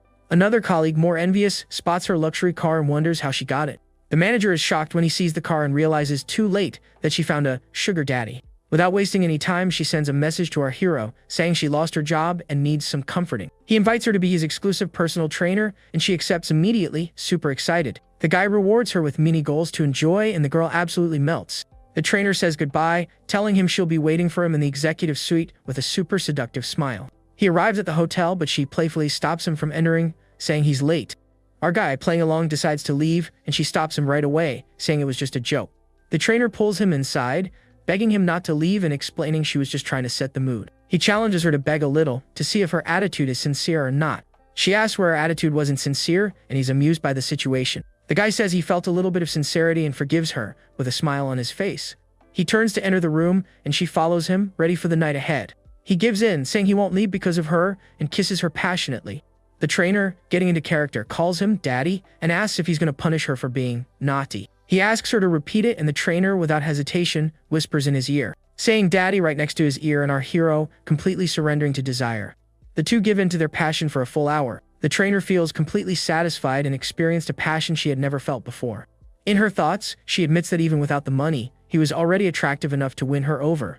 He invites her for another round, saying he's ready to go all night if needed. The woman is shocked by his energy, wondering how he can be ready for another round so quickly. After another hour of intense workouts, she complains about his lack of gentleness, completely exhausted. He teases her, saying he only used 50% of the force he usually uses with the other one. The trainer accuses him of lying, saying the difference between last time and now is massive. Suddenly, he realizes he's actually lost weight and energy and gets worried about his health. The guy checks his stats in the system and sees he's lost 2 kilograms and 3 health points. The grind is taking its toll. He invites her to work out the next morning, and she mischievously gets the hint. The young man clarifies that he's talking about a real workout at the gym and that he feels too skinny. She teases him, saying he finally realized he's a skinny mini. The trainer apologizes for the joke, and he challenges her to help him create a serious workout plan.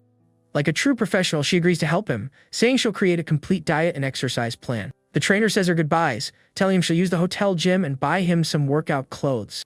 Right on cue, the system, which is like a digital personal trainer, activates a fitness dashboard and a mission for him to become the campus heartthrob in 1 month. Surprised, our guy wonders where this new menu came from, as if he unlocked a secret DLC in the game of life. His stats are displayed on the screen, and he, as focused as a gamer going for 100% completion, decides to focus on his weight and body fat to complete the task. He then discovers that the system has other sections, like administration and investment management, basically a crash course on how to become the next Elon Musk.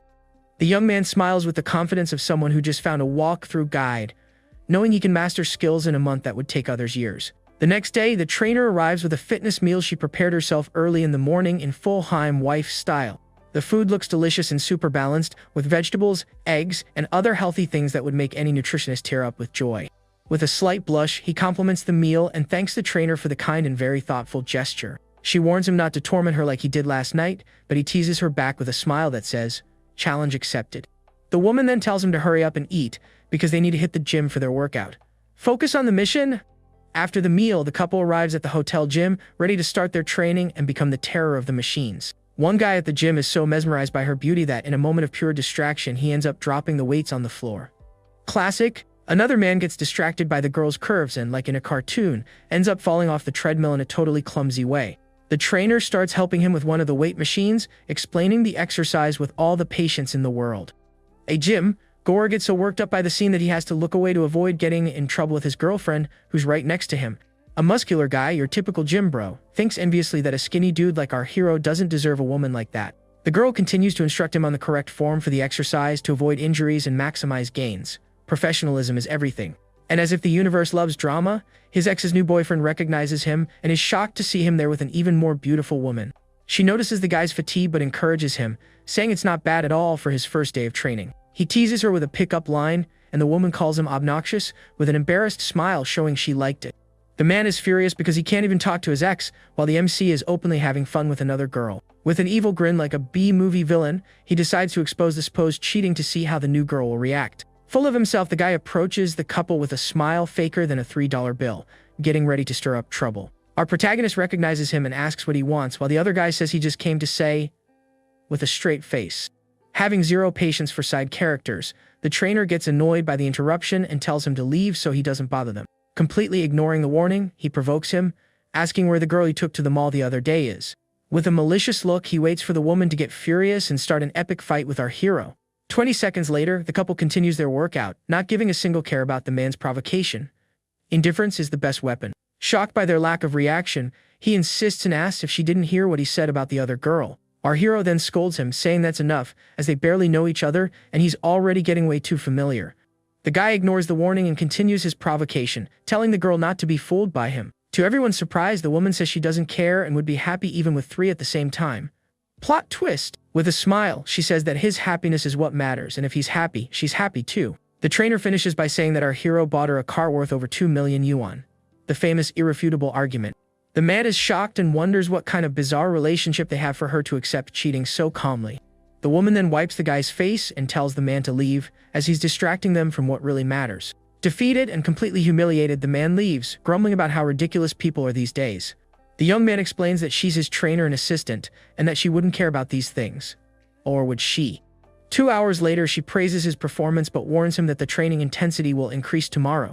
He teases her back, and the woman gets embarrassed, saying they need to add more weight for the workout to be effective. Back at the hotel, the couple decides to take a relaxing shower after the intense workout at the gym. In the shower, he says there's another place he needs to get to know better and approaches her in a very suggestive way. She calls him naughty, as she gives into the moment of passion under the hot shower water. After the shower, she asks if he's going back to campus or if he's going to sleep there with her. The woman says she feels uncomfortable alone, and he asks her to call him Daddy again. With a seductive look, her affinity rises to 88 and she calls him Daddy, again, fulfilling his request.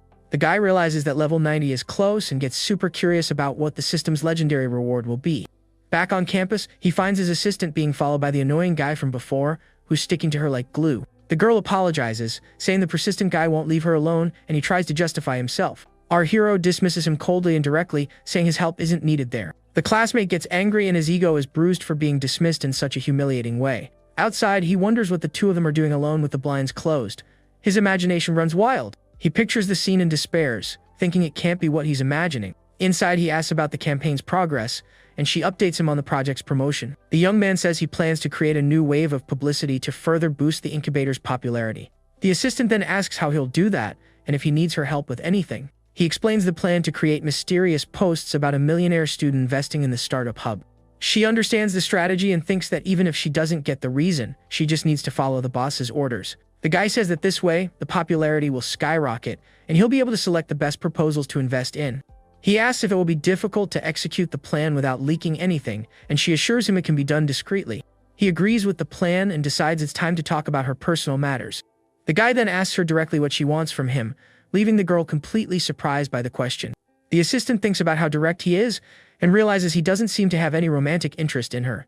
The young woman explains that it's hard to get a good job, and she was hoping for a better salary by working with him. Our protagonist finds her very reserved and asks how much more money she'd like to receive. She suggests 8,000 yuan, explaining that it's already much more than a recent graduate usually makes. He offers 10,000 a month with bonuses and says that from now on, she'll work for him. The girl is shocked by the salary and wonders if the phrase "work for me" has some other hidden meaning. Outside, the annoying guy knocks on the door, impatient with how long the two have been in there, acting like the life police. Annoyed with the persistent guy, our hero calls him a disgrace to the male gender, and she, poor thing, apologizes for the situation. The guy stops her, telling her to take one for the team, to solve the problem once and for all. He then pulls her into a hug and kisses her on the neck in a tender and very provocative way. The young man leaves a little mark on her neck just to make the act even more convincing and shut the gossiper up. They open the door and our guy suggests putting up a "no annoying and nosy people allowed" sign at the entrance. The guy is shocked by the scene and stammers, not understanding what the heck is going on. The assistant then tells him not to look for her anymore because she has a boyfriend now. Checkmate! Desperate, the classmate points at our hero and asks when they started dating. She says just now and tells him to keep his distance, leaving the guy on the floor in a fetal position of despair. Completely defeated and heartbroken, the man leaves without another word, with only the sound of his ego shattering. Our protagonist thinks with a smile that the power of money is truly unbeatable, almost like a real-life cheat code. The girl, all embarrassed, asks if the act was enough to convince the annoying guy. He lets her go and says the guy won't bother her anymore, and then gets ready to leave. Watching him walk away, the young woman calls his name, while he keeps walking without looking back in full movie bad boy style. Back at the hotel, the guy thinks the assistant is super capable, but he still lacks the necessary skills to manage a real company. The young man understands he needs real skills and decides to activate the system's knowledge modules. Time to level up his intelligence. The system then activates a 1-month mission for him to master management concepts. It's the training arc every protagonist needs. Suddenly, he remembers that his advisor has a double major, and one of them is in business management. What a stroke of luck! He gets a text from his girlfriend inviting him for a drink, and he already knows exactly what she wants. The guy turns her down, saying he has something to do, and the girl is disappointed she has to wait a little longer. An hour later, his girlfriend shows up at the hotel door dressed as a schoolgirl and asks if she looks pretty. With a smile, he compliments her, saying that Miss Hugh always looks beautiful, no matter what she wears. The young man kisses her and says that to date him, you have to get in line, and the two embrace passionately. Her affinity rises to 93, and the girl falls asleep in bed after the intense night. He realizes that the higher the affinity, the harder it is to level up, but the rewards are definitely better. The guy kisses her and remembers they can go look at her new house over the weekend. Overjoyed with the news, the girl hugs him tightly and says she loves him so much for everything he does for her. Back at the dorm, her friends ask if she's seen the materials about the new startup incubator. One of the friends doubts that a student invested 10 million because in her mind, rich people only spend money on parties and showing off. The friend wants to tell the truth, but our hero's girlfriend stops her and tells her to hold it in, keeping the secret. The friend doesn't understand the reason for all the mystery and asks her to ask him if, by any chance, he needs another assistant. His girlfriend shuts her down immediately, saying he would never hire her and she shouldn't even dream about it. The friend, who never misses a chance, teases her about the previous night, making the girl turn as red as a tomato. With no filter, the friend keeps teasing and asks if the night was, let's say, productive, while the other calls her a pain. Meanwhile, in another corner of the campus, the gossip about the mysterious student who blew 10 million yuan has become the main topic of conversation. One of them, already doing the math in her head, comments that to spend 10 million like that, the guy must have at least 100, and for that kind of money, she'd throw herself in him faster than the Flash. Her friend, always the realist of the group, throws cold water on her parade, doubting that a tycoon like that would be interested in her and that truly rich people don't go around showing off. The other then retorts, using our hero as a negative example, the one who's always buying expensive gifts for older women. With that, the gossip about the mysterious investor spreads across campus like a viral meme. Everyone wants to know who he is. Following his master plan, the guy calls his advisor and, bold as brass, asks for some private tutoring in management. The woman gets suspicious, but he swears up and down that he just wants to learn, and she somewhat reluctantly agrees. Without wasting any time, the young man tells her he's on his way to her place, and the professor starts praying, imagining the boy's intentions. When he gets there, the advisor stops him at the door and makes him promise not to try any funny business like last time. Serious mode activated. With an Oscar-worthy expression, he guarantees with 100% certainty that he will be an exemplary student. Trust him. The woman, still suspicious, lets him in and immediately hands him a book full of sticky notes marking the most important points. She advises him to connect the theory with practical examples, and he, all studious, agrees to start his study marathon. An hour later, the scene is one of total silence in the room, with the pair sitting there, each in their own corner. Suddenly, she breaks the silence and scolds him for stopping his studies to stare at her like she's the last cookie in the jar. With a smirk, he replies that she's much more interesting than any management book. That's a high-level pick-up line. All flustered, the professor reminds him of his promise to behave and focus only on his studies. Our hero gets closer and drops the bombshell. He says he also wants her to be his girlfriend, and that one thing doesn't get in the way of the other. With her face on fire, the professor tells him to stop talking nonsense and tries to escape the couch, but it's too late. He holds her in a hug from behind and insists that he's serious, while she starts panicking, thinking about her sister. The guy argues that it would actually be better for her sister to know they're together, but the girl denies it, saying she never agreed to that. Our young man then kisses her, asserting that sooner or later, she'll end up giving in. It's the persistence tactic. The woman complains that he swore to behave and calls men a complicated species, even while kissing him back in full Sunder style. He tries to take things a step further, but the professor stops him immediately, saying it's a no, go there in the living room. And as if the universe has a comedic timing, her younger sister comes out of her room, yawning and completely oblivious to what's happening in the living room. The young woman's jaw drops, frozen as she sees the scene unfolding right in front of her. Seeing the couple cuddled up on the couch, she wonders since when her straight-laced sister became so bold. Our guy, noticing the audience, gives her a little tap to let her know the younger sister has joined the party. The professor goes into full panic mode, covers her face, and says her sister saw everything. How embarrassing! He, calm as can be, tries to reassure her, saying her sister was bound to find out sooner or later anyway. The woman retorts that the problem is now she'll have to explain herself. After all, she's not even his girlfriend yet, at least not officially. Without beating around the bush, our protagonist puts her on the spot, asking if she truly likes him or not. She finally admits that she likes him a little, but worries about the teacher-student situation. With that, the affinity goes up a bit more. Our MC realizes that the infinite money cheat doesn't work on her, and that he'll need time and effort to beat this game. The professor continues to stare at him in silence, her mind blue screening as she processes everything. He then decides that the mission for today is complete, says goodbye, and leaves, leaving her thoughtful on the couch. As soon as he leaves, the professor says her sister can stop hiding behind the bedroom door.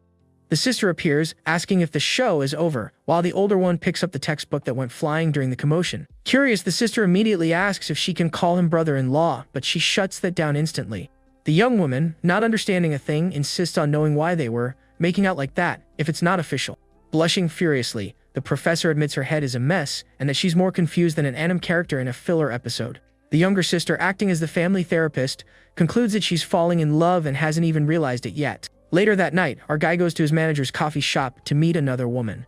This woman is the former owner of the coffee shop, who apologizes for the trouble but really needed to talk to him. He's super chill, says it's no problem, and asks if everything's okay, since she doesn't seem very happy. The woman vents, explaining that her husband has been going out every night and coming back smelling like other women. She justifies herself, saying if he can go out, she also has the right to have a drink with someone else to clear her head. The former owner then asks if the coffee shop manager is his girlfriend, and our hero gives a very vague, sort of. To reassure her, he adds that even if the manager knew, she wouldn't care one bit. Relieved, the woman says she didn't want to cause any trouble and that she doesn't feel so guilty anymore. With a very suggestive look, she asks him for a hug, just one, to make her feel a little better. With that smile of someone who knows what they're doing, our young man stands up and invites her to come closer. The woman doesn't think twice, gets up and walks towards him, ready to receive her comfort. Without any ceremony, she sits on his lap and hugs him, while he asks if her husband knows she's there. She tells him not to ruin the moment by talking about her husband and suddenly kisses him, catching him by surprise. He even feels a little guilty for doing that in his manager's coffee shop, but continues the kiss anyway. The guy pulls away for a second, but the woman tells him to forget his manners and just help her relax. She kisses him again and offers to help him relax too. And the night, my friends, is about to heat up. The former coffee shop owner feels like she's on cloud 9 after that night of, let's say, intense exercise with our protagonist. Half an hour later, she's sprawled on the lounge chair, breathless and with a grin from ear to ear. The girl asks for a little help cleaning up, and the guy watches her with that mission accomplished look on his face. Just then, the system dings, congratulating him for having 5 women with affinity above 60 and unlocking a reward. With the new study card he got, he can basically download the management textbook into his brain in just a few hours. On top of that, he gets 2 tickets for the perfect life lottery. A wheel can grant anything from items and money to entire companies. With his eyes gleaming with greed, he gets super excited about the chance to win something absurd in this lottery. The woman says she's never been happier in her life, and he watches her with a fond look, like someone admiring their masterpiece. Blushing, she says her goodbyes, telling him she has to go, but leaves an open invitation to do it again soon. Our hero is a bit thrown off by the suggestion, wondering if she plans to turn these casual encounters into a routine. Back in his dorm, he sees screenshots of online comments where people are doubting the rumors about the mysterious investor. His assistant suggests leaking a few more clues to add fuel to the discussion and increase the project's visibility. The guy decides to set marketing aside for a moment to check out the surprises the system gave him. Without hesitation, he uses one of his lottery tickets and, with the luck of the draw, wins an entire store in one of the city's fanciest malls. Thrilled with the prize, he decides to use the second ticket right away, thinking, beginner's luck never fails. This time, he gets 2 attribute adjustment points and realizes he can use them to boost his fitness mission. The guy then decides to allocate the points to increase his weight, gaining muscle mass and speeding up his transformation. The system, like a magical personal trainer, begins to gradually apply the changes to his body. Looking in the mirror, he already notices the changes, with his body looking more defined and stronger. It's the instant summer body project. Our young man celebrates gaining 5 kilograms of pure muscle and concludes that these attribute points are the best thing ever.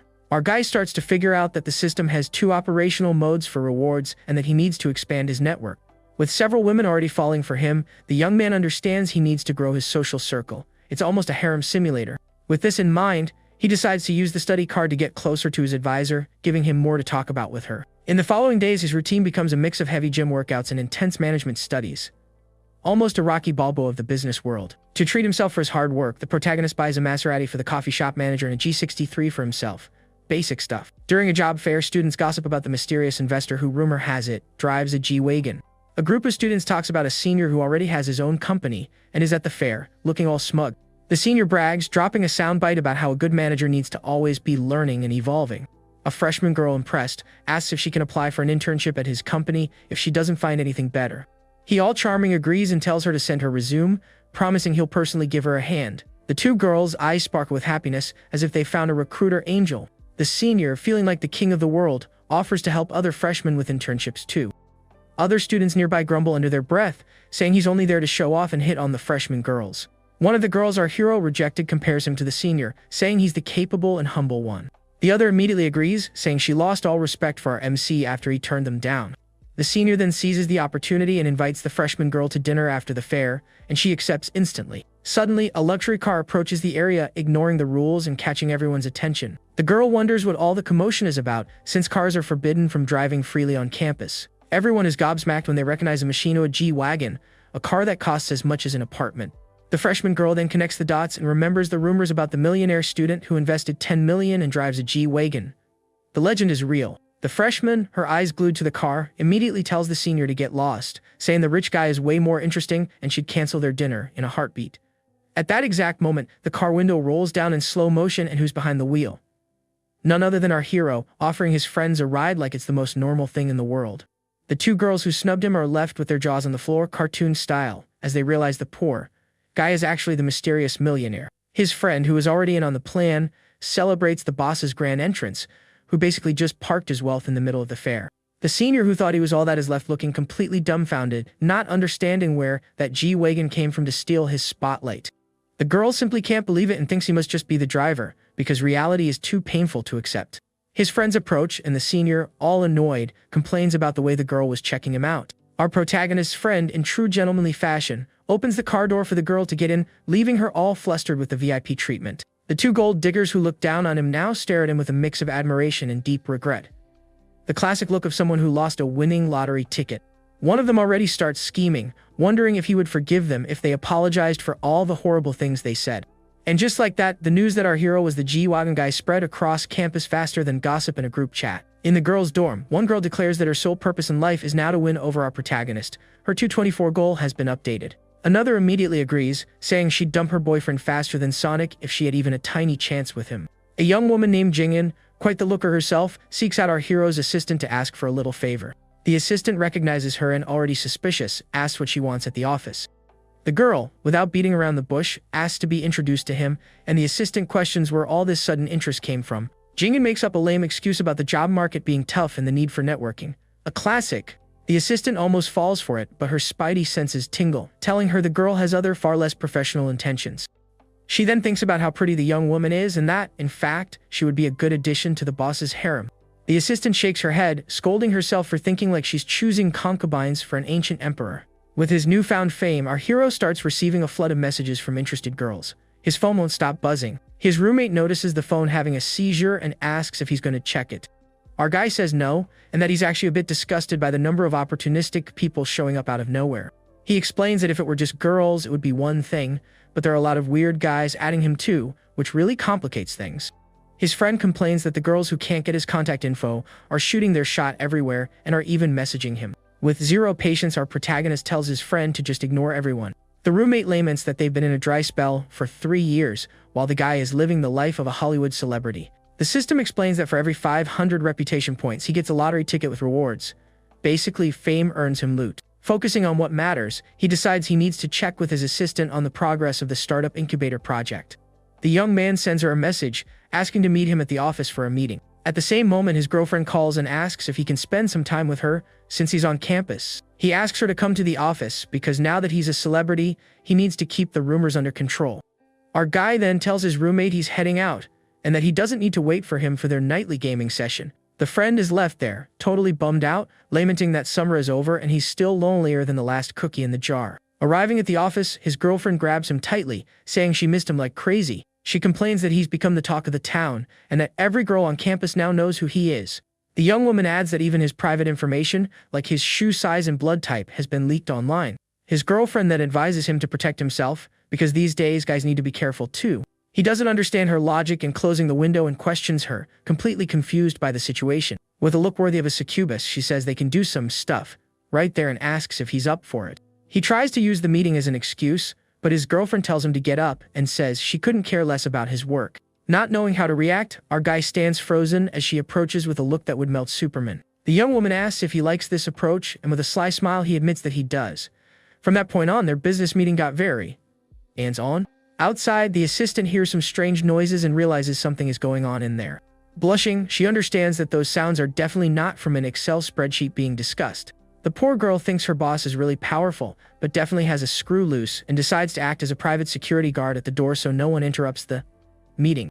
After standing there like a statue for a long time, her legs start to go numb from waiting outside for so long. Suddenly, his girlfriend comes out of the office, and the assistant hides faster than a ninja to avoid being seen. With a victorious look, the girlfriend glares at her and says he's hers now, telling the assistant to keep her distance. Once inside the room, the assistant asks what he wanted to talk about, and he compliments her for her excellent work. She thanks him, and he instructs her to filter for the most practical projects once the applications start rolling in. The young woman then asks what the filtering criteria will be to select the best of the best. With a smile like he has a plan, he tells her to choose the ones that reflect the college's new image. Confused, the assistant asks what this great advantage of the school he's talking about is. Our guy then reveals, with a straight face, that the school's biggest advantage is its female students, who are all gorgeous. Shocked, she wonders if he spent millions just to use the incubator as a luxury Tinder. The assistant questions if this is appropriate, and he, for a second, wonders if he was a bit too honest. He tries to justify himself, saying that since they'll have so many applicants, why not pick the best-looking ones too? Makes sense, right? The girl agrees to filter the applications, thinking only her boss could say something like that so casually. He then changes the subject and asks if the second round evaluation test is ready, and she confirms it is. The assistant immediately gets that the test is just an excuse to eliminate unwanted candidates without causing too much of a fuss. Being sharp, she suggests leaking the answers to preferred candidates, and he loves the idea. The young woman questions if she's betraying her principles, but concludes it's a mutual choice between her and her boss. She justifies it by thinking that with a salary of $10,000 a month, loyalty is part of the benefits package. The assistant then offers to introduce the first candidate on the list while he watches her attentively. She says the candidate is around her age, and he gets a little annoyed by the imprecision. Our guy complains, saying he wanted to know the exact age, not a comparison to hers. Apologizing for the blunder, she corrects herself and continues the candidate's introduction. The assistant explains that the candidate is 19 years old and a campus legend known as the Dragon Girl. Basically, the Daners of the college. He asks for her contact info to make an initial approach, and the assistant shows him a photo of the girl on her phone. Suddenly, he gets a message from the former coffee shop owner, inviting him for another drink. Our guy, who's no fool, teases her back, asking if she's sure she only wants to have a drink with him. The woman is thrilled with his quick reply, and immediately starts getting ready for their date. She feels like a teenager experiencing her first love all over again, and can hardly wait to see him. Lying on the couch, the young woman wishes for time to pass faster so their date can finally arrive. Back on campus, he finds his car covered in letters and notes from admirers, looking like a message board. One of the letters is so direct that it already includes the girl's bust size and contact information. Two girls approach him boldly and ask for a ride to the mall to do some shopping. He politely declines, saying he has to pick someone else up, and unfortunately, there's no room in the car. Our young man then makes up the excuse that his contact list is full and gets out of there as fast as he can. Watching the scene from the sidelines, two guys comment that this is exactly what happens when you have money and power. The friend complains that even if he worked his whole life, he'd never be able to afford a car like that. The other says that for a car like that, he'd even swear eternal loyalty if it meant financial freedom. His buddy thinks about the idea and concludes that, on second thought, it's not such a bad plan. At 9 p.m., our guy meets the former coffee shop owner and asks if she has any more problems that need solving. With a seductive look, the woman says she wants to ask him something, and he encourages her to go for it. Blushing, she asks him if he believes in love, leaving him a bit surprised by the philosophical question. The young man gives a pageant winner answer saying highs and no, and remembers his first love back in high school. He concludes that after that breakup, he never felt the same way again, and that something always seemed to be missing in his relationships. She complains that his answer was too vague, and he just watches her with a little smirk. Suddenly, the woman picks up the phone and calls the air conditioning repair service for her house. She schedules a visit for the next day and hangs up, thanking them for their help. Our guy asks if her AC is broken, and she confirms it's been busted for days. He, ever the helpful one, offers to fix it, and the woman doubts that a rich kid like him knows how to use tools. Our young man then decides it's time to go full MacGyver and uses his last skill pack to learn how to fix things. He chooses the appliance repair skill and activates it in the system. The system confirms the activation and informs him that he is now basically the perfect handyman. Our guy feels his hands become more nimble, as if he just downloaded a dexterity patch for using tools. He assures her he can fix it and very casually asks if her husband is home. The young man then gets up and, with his new skills, starts fixing the air conditioner while she watches, impressed. As cool as a cucumber, he says the problem was just a little dust and that the filter needed cleaning. Basically the simplest solution in the manual. The woman is standing there, all dressed up, and starts to wonder if she's lost her mojo, since he seems more interested in the AC screws than in her. Utterly confused by the situation, she decides to take a quick shower, the classic anime tactic to reset her thoughts and maybe plan a counterattack. 15 minutes later, she emerges from the shower, now in much more comfortable clothes, ready for whatever comes next. Our hero tightens the last screw and celebrates as the air conditioner starts working beautifully again.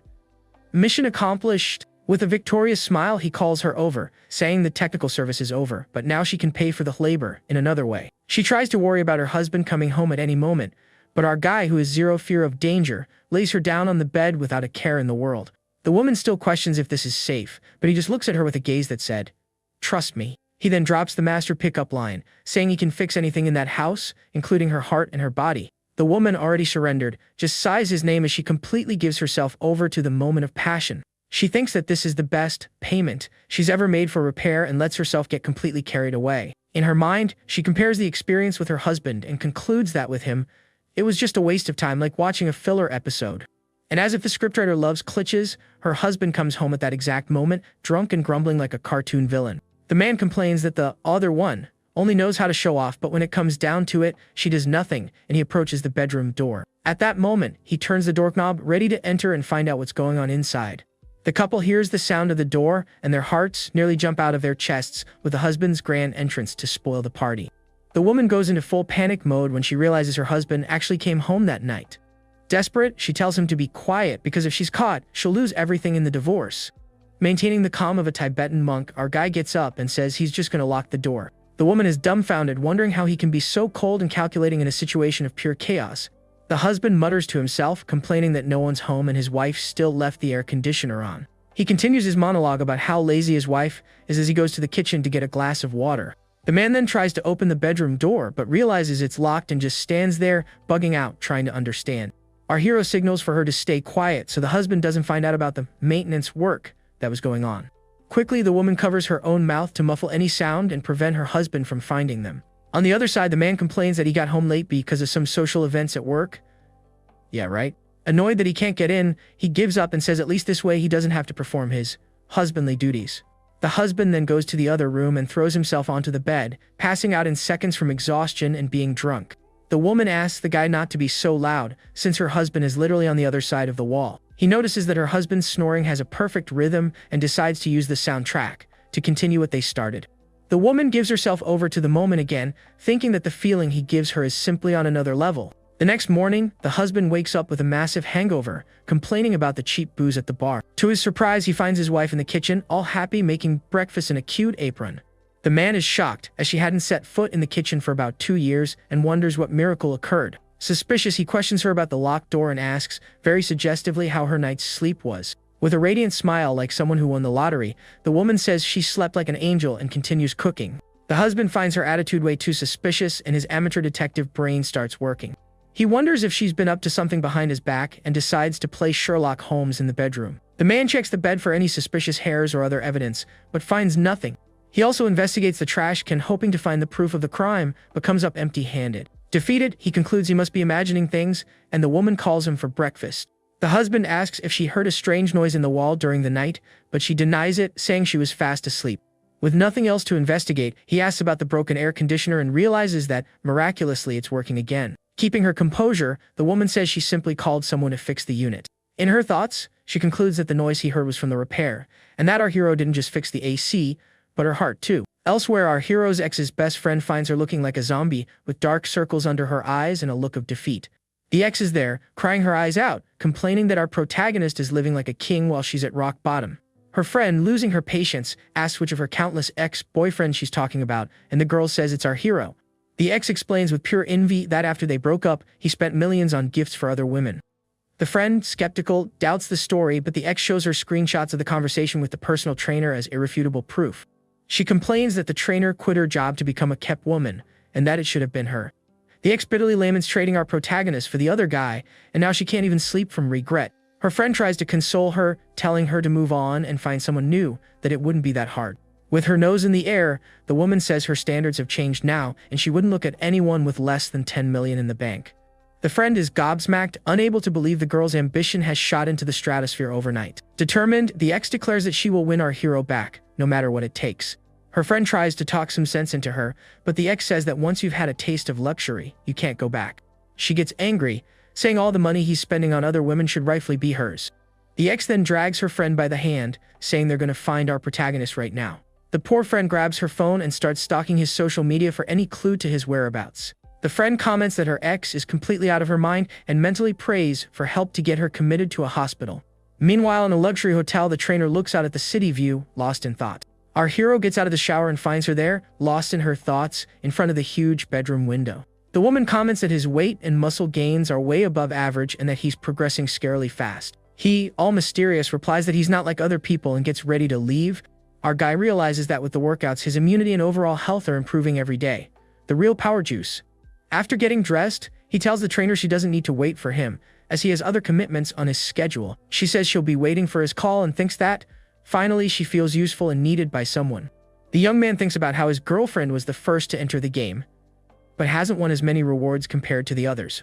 At a fancy restaurant, His girlfriend is having lunch with her cousins, who are bombarding her with questions about her life.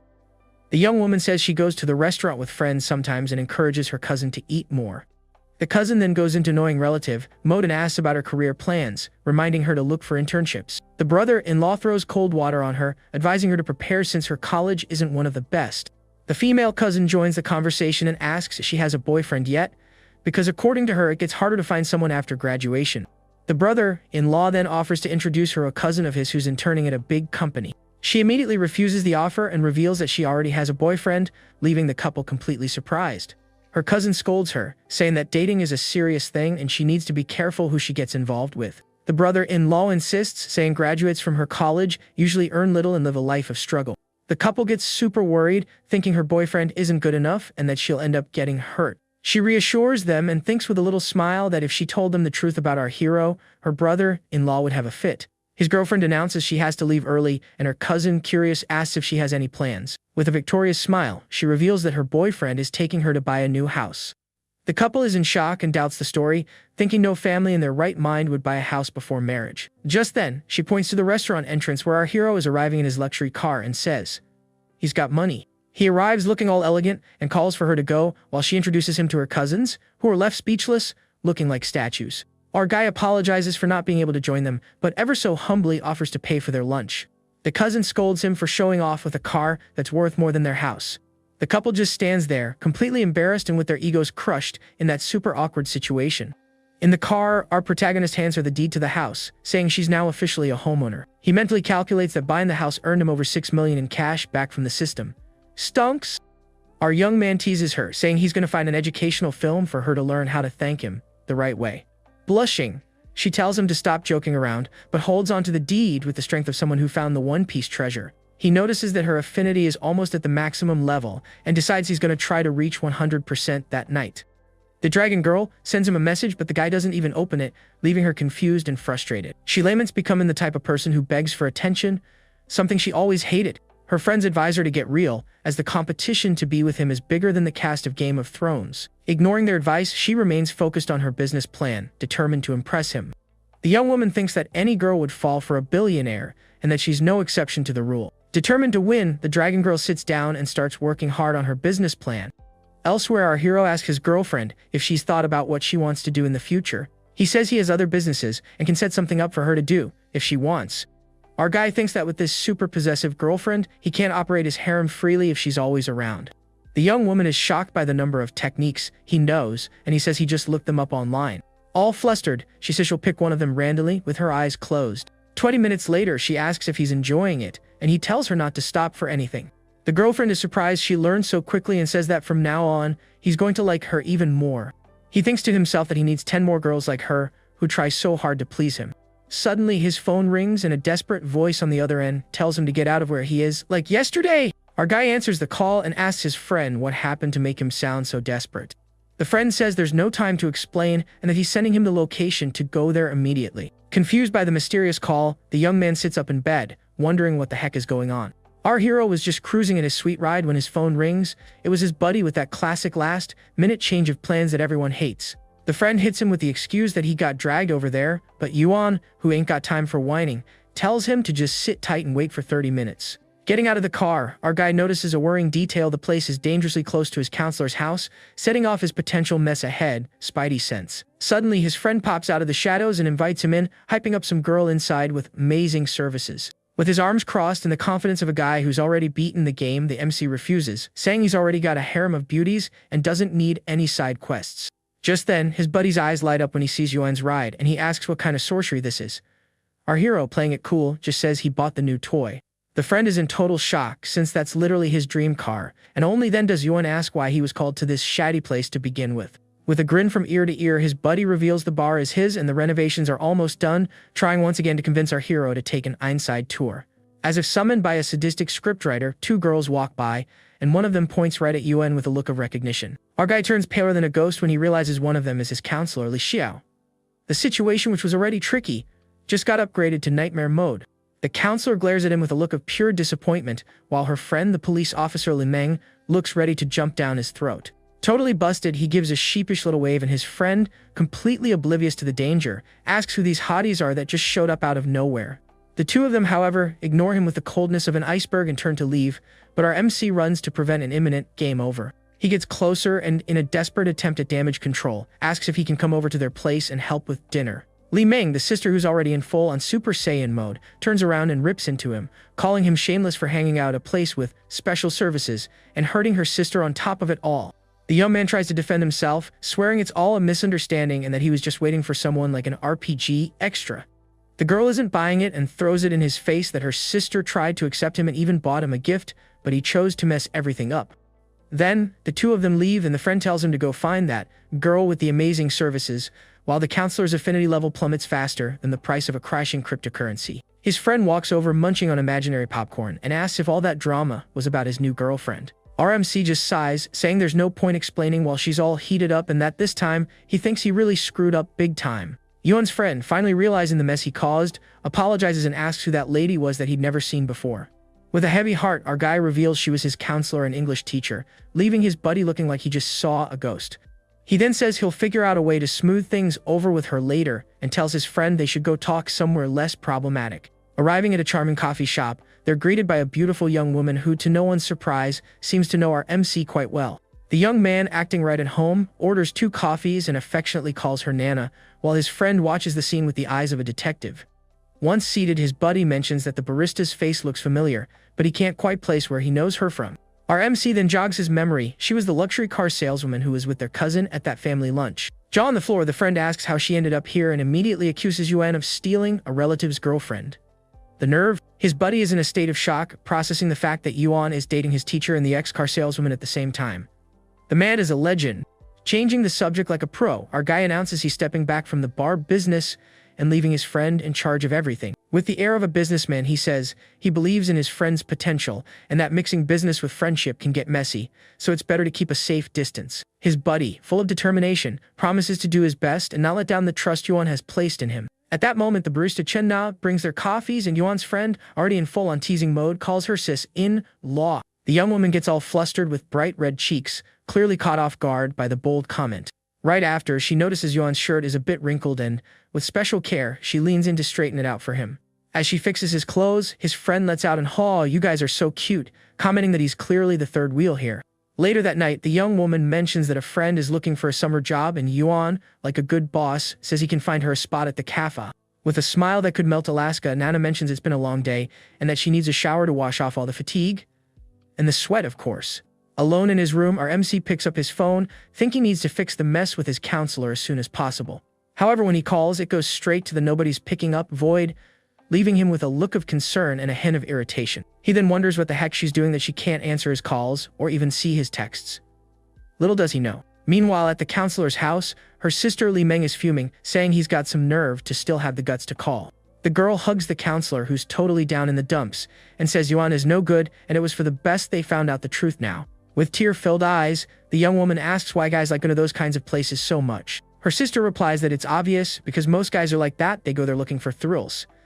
And for very specific reasons. She explains, like an expert on the subject, that they have needs, and that the women there are professionals at pleasing them. The counselor then remembers when Yuan hugged her and she pushed him away, and a terrible idea pops into her head. Heartbroken, she starts blaming herself, thinking that maybe she took too long to give in, and that's why he went looking for someone else. Her sister is shocked by this line of thinking, saying that love is a scary thing for making her think such a messed up thought. Li Meng asks her sister to remember the disaster that happened the last time she fell in love, trying to give her a reality check. The two of them lock eyes, and the sister begs her to snap out of it and not fall into this emotional trap again. The counselor finally agrees with her sister, deciding she can't let her feelings get the best of her and needs to stay in control. Back to our MC, we see him on his phone, successfully ignoring messages from his college classmates. He keeps scrolling through his feed and finds several messages from a girl sending "good morning" texts and other things, clearly trying to get his attention. Our guy analyzes her photo, thinking the girl has potential to join the game, but she needs to be observed more closely.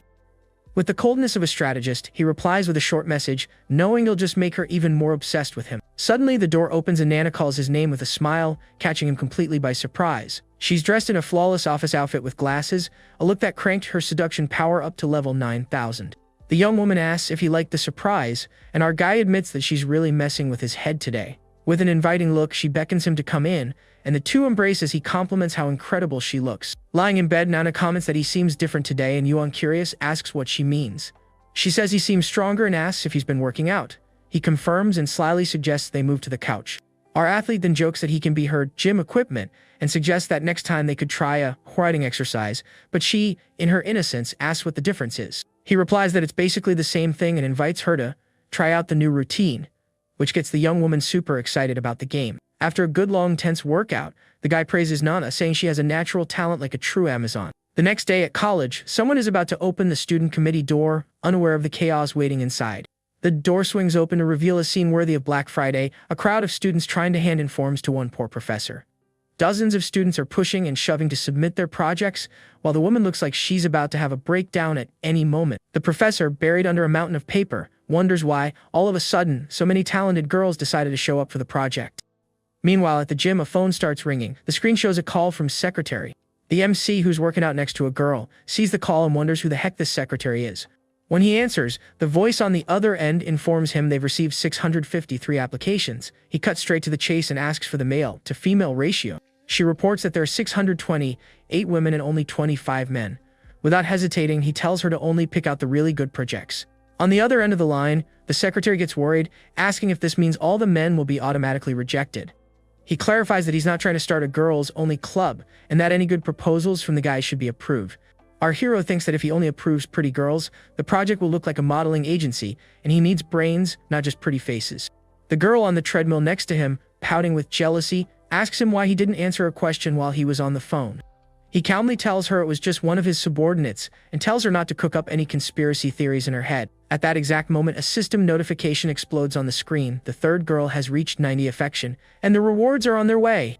Nana's affection hits 90, and the MC is already getting hyped, wondering what insane reward the system cooked up this time. The system unleashes the legendary drop of 5mm hardware upgrade, a fund of 30 million in his account, and 2 skill vouchers. What a haul, my friends! The MC is ecstatic about the growth bonus, thinking that no man on Earth would turn down an upgrade like that. Without wasting a second, he activates the first reward and feels a strange, promising warmth in his lower body. With a satisfied grin, the guy notices the change is quite perceptible and is extremely happy with the result. Filled with a sense of urgency, he calls out to Coach Lu, who is completely confused, not understanding his sudden rush. The young man grabs her hand and, like an action hero, says there's no time to explain as he drags her upstairs.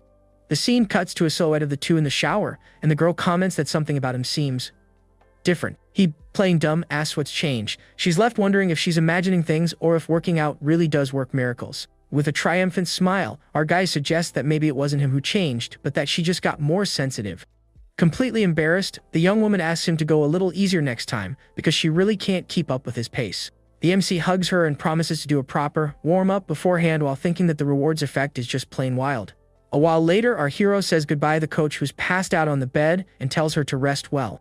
As he leaves the room, he reflects that his new weapon, freshly upgraded, will need a careful tutorial before being introduced to the other girls in the cast. The next day, driving his car, he thinks about the huge problem with the counselor, who is still giving him the silent treatment. He decides the only way to solve this is the old-fashioned way, face-to-face. And so, he heads over to her house that afternoon. Knocking on the door, he hears her voice ask who it is.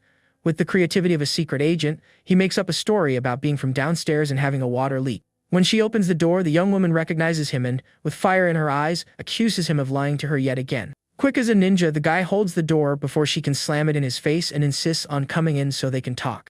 With an expression like she just sucked on a lemon, she asks what he wants, with zero interest in hearing what he has to say. The young man, staying calm, states that they need to talk because she definitely got the wrong idea yesterday. Operation Clear My Name is officially underway. Lixiao glares at him like she's caught a liar red-handed and questions his whole misunderstanding story, completely doubting his innocent act. He insists he did nothing wrong, but the counselor, fed up, says she doesn't believe a word and tells him to take a hike. Feeling the door about to slam in his face, our hero lays out the truth, explaining that his childhood friend changed their meeting spot at the last minute, turning a normal restaurant into that den of vice. Still skeptical, she acts like a prosecutor and demands concrete proof that he was just waiting for someone and not browsing the menu. Whipping out his phone faster than a ninja, he shows her the chat history, the irrefutable proof that the original meeting was at a civilized restaurant. To seal the deal, he even suggests she can request the security camera footage in full CSI crime scene investigation style. She finally seems convinced by the evidence, and he reinforces that he would never go to a place like that of his own free will. And just like magic, her affinity bar not only recovers but shoots up to 70. The young woman, all embarrassed, apologizes for jumping to conclusions. Our MC's jaw drops because her affection not only returned to normal but also got an XP bonus. Stunks! He says it's all good and, seeing an opening, drops the classic "could I get a glass of water?" A master move to buy more time. Suddenly suspicious again, the counselor accuses him of trying the same trick as last time, going into full on-defense mode. Our young man puts on his best innocent angel face and swears on his life it's just for water, promising he'll disappear right after. She stares at him, wondering if she can trust him, and he confirms with a smile that could sell ice to an Eskimo. Worn down, the young woman gives in and asks him to wait a second while she gets the water. The door closes in his face, leaving our hero waiting outside, feeling like a food delivery guy. Exactly 12 seconds later, the door opens again, and the counselor reappears, mysterious as ever. To his surprise, she hands him a sealed bottle of water without even opening the door all the way. The security level is off the charts. He takes the bottle, thinking she's treating him like a horror movie villain with zero trust on his resume. The door closes again, leaving him alone in the hallway with his little bottle of water as a consolation prize. A neighbor who watched the whole soap opera unfold comments that young people today need to be more patient and not rush things. Our guy, full of modern wisdom, replies to the lady, "You snooze, you lose," adding that if you're not quick, someone else will take your spot. The woman is completely charmed by the boy, finding him handsome and high quality, and even considers dropping by a club to check out the scene. Getting into his car, he concludes that the mission was a success, the misunderstanding was cleared up, and from her attitude, he knows she still wants to get closer. Suddenly, a notification pops up on his screen. A girl named Su Shui, the dragon girl, is calling. Answering the call, the young woman informs him that the plumbing job has been finished, and he says he's on his way to check it out. An hour later, our MC arrives at the meeting spot, ready for another day of work, investments. A young redhead is waiting for him, sitting on the curb with a thoughtful expression, looking like the star of an indie music video. Stepping out of his spaceship of a car, the guy walks over and asks if she's been waiting long. She stands up, a little nervous, and says she hasn't. He, trying to break the ice, jokes that she doesn't need to be afraid because he doesn't bite unless asked. Pointing to the building, our young man asks her to lead him inside so he can inspect the work. She readily agrees, offering to show him every detail. He thinks to himself that she's extremely professional and confident. Once inside, she explains that all the plumbing and heating is done, and now all that's left is the fun part, picking out the tiles. In the courtyard, the redhead shows that the project followed his request to a T, and our guy, satisfied, praises her excellent work. Walking by the pool, he invites her to dinner, but the young woman politely declines, saying she needs to get home. Curious, he asks why, and she explains her modern-day Cinderella routine. She has to cook for her mom and her younger brother. Unexpectedly, our hero turns towards her with an intensity that catches her completely off guard. And in that moment, the scriptwriter activates anime cliché number 1, the sudden downpour. Like a true gentleman, he pulls her close, and only then does he notice that the young woman has a killer body. Blushing furiously and completely frozen, the young woman stammers his name, her brain glitching from the sudden closeness. The two of them just stand there, almost touching as the torrential rain pours down on them, creating the perfect scene for a manga cover. He says the rain is coming down too hard and that they need to get inside quickly. The redhead, still in a trance, can only agree. Our guy shields her from the rain, but it doesn't do much good, as the water leaves her clothes completely soaked, raising the embarrassment level to over 9,000. Safely inside, the young woman crosses her arms, dying of embarrassment, and asks him not to stare. He, with a straight face, says it wasn't on purpose, but that the view was simply too eye-catching to ignore. Still flustered, the young woman remains silent, using her arms as a shield against his gaze.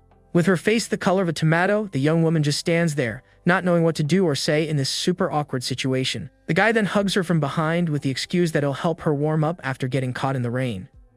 Yeah, right. An epic debate rages in her mind. She's never been this close to a guy, and part of her wants to push him away, but the other part remembers that you can't offend a VIP client. He notices her staring and with a cheeky little grin asks if it's because he's too handsome. This man's self-esteem is through the roof. The poor girl is completely speechless. Her brain simply didn't have the software installed to process a pick-up line like that. Our MC flashes the classic corner of the mouth smile, the famous smirk of an anime villain thinking she's too pure and innocent for this world. Interpreting her red face as a green light on the flirtation traffic signal, he hugs her a little tighter, ready to move on to the next level. And after a 30-minute scene cut, we see our guy checking the window, like someone checking if the level boss has left yet. He announces that the storm has passed and her ride is ready, but the young woman, still processing what just happened, asks him to please take his hand off her. He gets a little awkward and uses standard excuse number 3 from the player's handbook. "I was just worried you were cold, I swear." 40 minutes later, they arrive at her place. She thanks him for the ride, but he never wanted to give up, immediately asks if he can come up for a cup of coffee. Right away, our young man realizes the situation here is rough. The building she lives in has seen better days, looking like a set from a post-apocalyptic movie. She tries to brush him off, saying she has to become the head chef of the house, but he insists with the classic, "I'll just sit in the corner, I promise I won't be in the way." And just like in any good neighborhood, the human satellite dishes, also known as nosy neighbors, are already starting to gossip about the fancy car parked out front and the girl's supposed new boyfriend. In their minds, the story is already confirmed he brought gifts, therefore he's Prince Charming who's come to save the damsel and improve the family's life. But there's always the team of pessimists who come in to throw cold water on the idea, saying that rich guys just play with poor girls' feelings and then disappear. That is until a little old man, who had been quiet in his corner, tells the gossip squad to shut up and show a little respect. At that moment, a cute little boy runs up to hug the young woman. She, with all the affection of a big sister, asks if he's hungry and promises to make dinner. Our MC watching the scene asks if that's her brother, and the redhead formally introduces them. The little one's name is Xiao Ji. She apologizes for the boy's shyness as he hides behind her as if our hero were the boogeyman. Her mother then appears in the room. Her daughter, worried, asks why she got up, and the lady says she just wanted to stretch her legs a bit. The redhead then introduces Yuan to her mother. He, like a good potential son-in-law, greets her with his friendliest smile. The mother, with her super mom radar fully activated, notes that this is the first time her daughter has brought a boy home and starts connecting the dots. Seeing the gifts, the woman invites him to come in and sit down, and our hero accepts immediately, feeling like he's past the first stage of the mission. Once they're settled, the young woman tells him to make himself at home, while she takes her post in the kitchen to prepare dinner. And 30 minutes later, a wonderful smell fills the house. Dinner is served, and it looks delicious. The family gathers at the table, and little Xiao Ji, with the honesty of a child, compliments his sister's cooking, saying it's delicious. Our guy, very polite, praises the mother's kindness and says that just tasting her daughter's cooking is more than enough to make him feel satisfied. Observing the family dynamic, he realizes just how strong this young woman is, being the true pillar that supports their home. After dinner, he gets up to leave, but the redhead calls out to him, saying she needs to return the money he advanced her. He then, with a plan in mind, asks to borrow her phone for a second.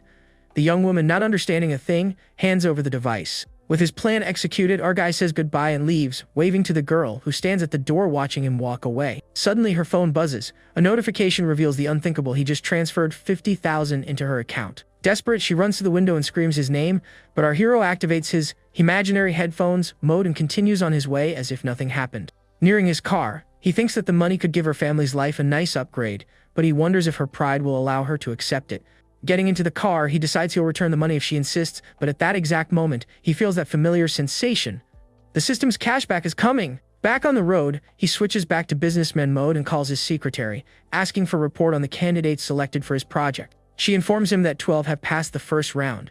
Satisfied, he approves her work and promises a nice bonus at the end of the month. Our MC then gets lost in thought, pondering how he's going to balance his businesses and his growing harem.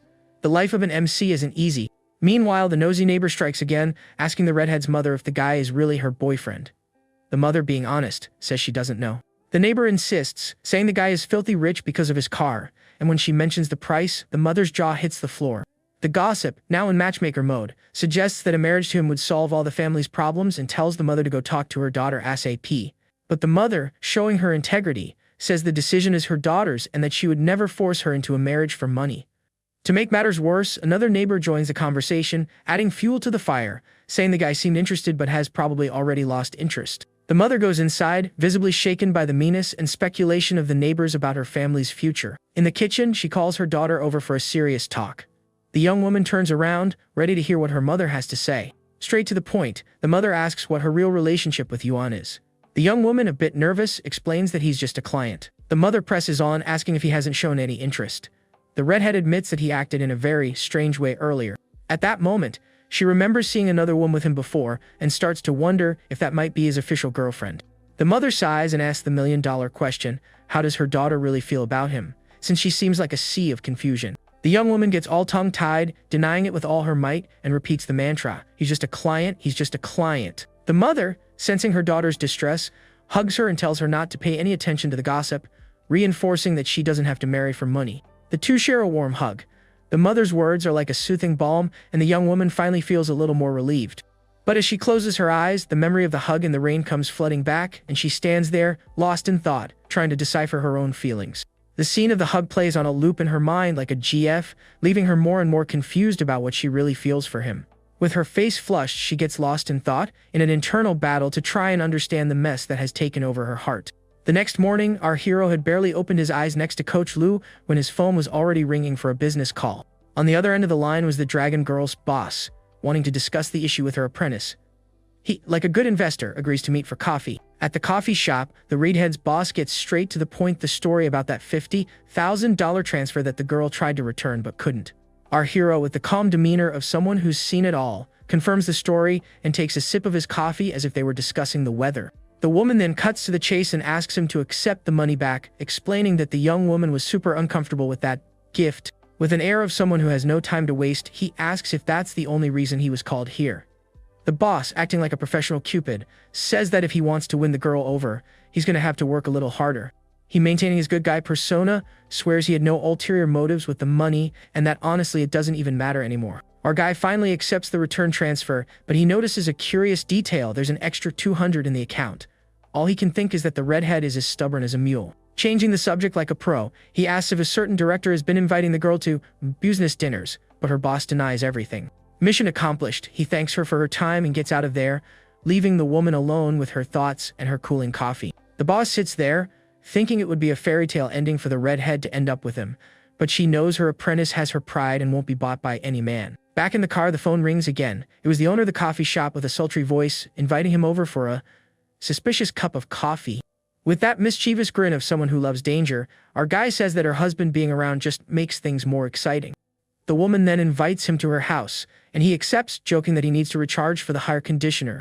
Punctually at 6 in the evening, our MC arrives at the woman's house and finds her in the kitchen, preparing a dinner that smells delicious. She says she's making a special soup, and he thinks that married women really do have a PhD in understanding men's desires.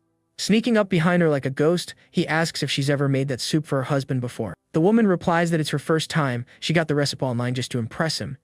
Now that's dedication.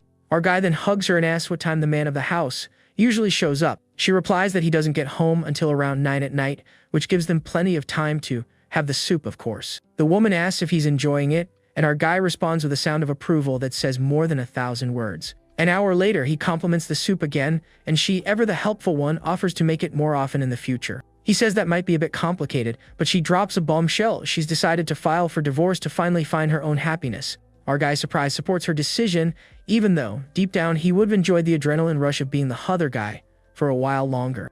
The woman thanks him, saying he's the one who gave her the courage to make this life-changing decision. He jokes not to blame the divorce on him and playfully pinches her cheeks like he's playing with a kitten. The MC is already calculating in his head with the divorce, he'll be able to spend money on her openly, and her affinity bar will skyrocket. As he drives away, fate plays a trick on him. Her husband sees him and instantly recognizes the expensive machine. The man just stands there, bugging out, finding our hero's face familiar and trying to remember where he knows the guy from. And then, the memory hits him. It's the rich guy who bought a car for a saleswoman. He's left wondering what the heck that guy was doing in his neighborhood. Back at home, the husband compliments his wife on the soup, but she, with the coldness of an iceberg, says the soup wasn't for him. Ouch! With a little smirk, the woman sips her soup calmly, ignoring her husband's existence as if he were a piece of furniture. The man complains about the heat, but she replies that she doesn't feel a thing and won't be turning on the AC. The Cold War has begun. Inwardly, she thinks that she's not afraid of a confrontation. She's just worried about our hero's colon lingering in the bedroom. The husband, oblivious to everything, gets up and announces he's going to take a shower so they can have some alone time later. Little does he know, 10 minutes later, he finds the bedroom door locked and wonders why she would do that. Did she already pass out? Annoyed by being ignored, the man throws himself on the couch and grumbles that next time he'll find someone younger and more willing to have fun. Cut to the college where Yuan's secretary is presenting the selected candidates for his project in a true parade of beauties. She highlights a girl from the flight attendant program who's practically a campus celebrity, as popular as a new anime episode. Next, she introduces a freshman who's already earned the nickname Little Daraba for her exotic beauty and modeling talent. To round out the top three, the secretary shows off a famous cosplayer who gained 200,000 followers with a single costume. The power of pop culture. In the midst of this parade of goddesses, a more plainly dressed student feels completely out of place, like an NPC who accidentally ended up in the main character selection for a game. At that moment, a class representative's brain finally connects the dots, and his shonen protagonist radar goes like crazy. This wasn't a startup project, it was a recruitment for a harem. Feeling like the biggest chump in the universe, he wonders what his role is in this script. Is he the secondary male character who's just there to make the hero look good? Now, with the stage set and all the candidates in place, the secretary waits anxiously, like the host of a survival game, for her boss's next command.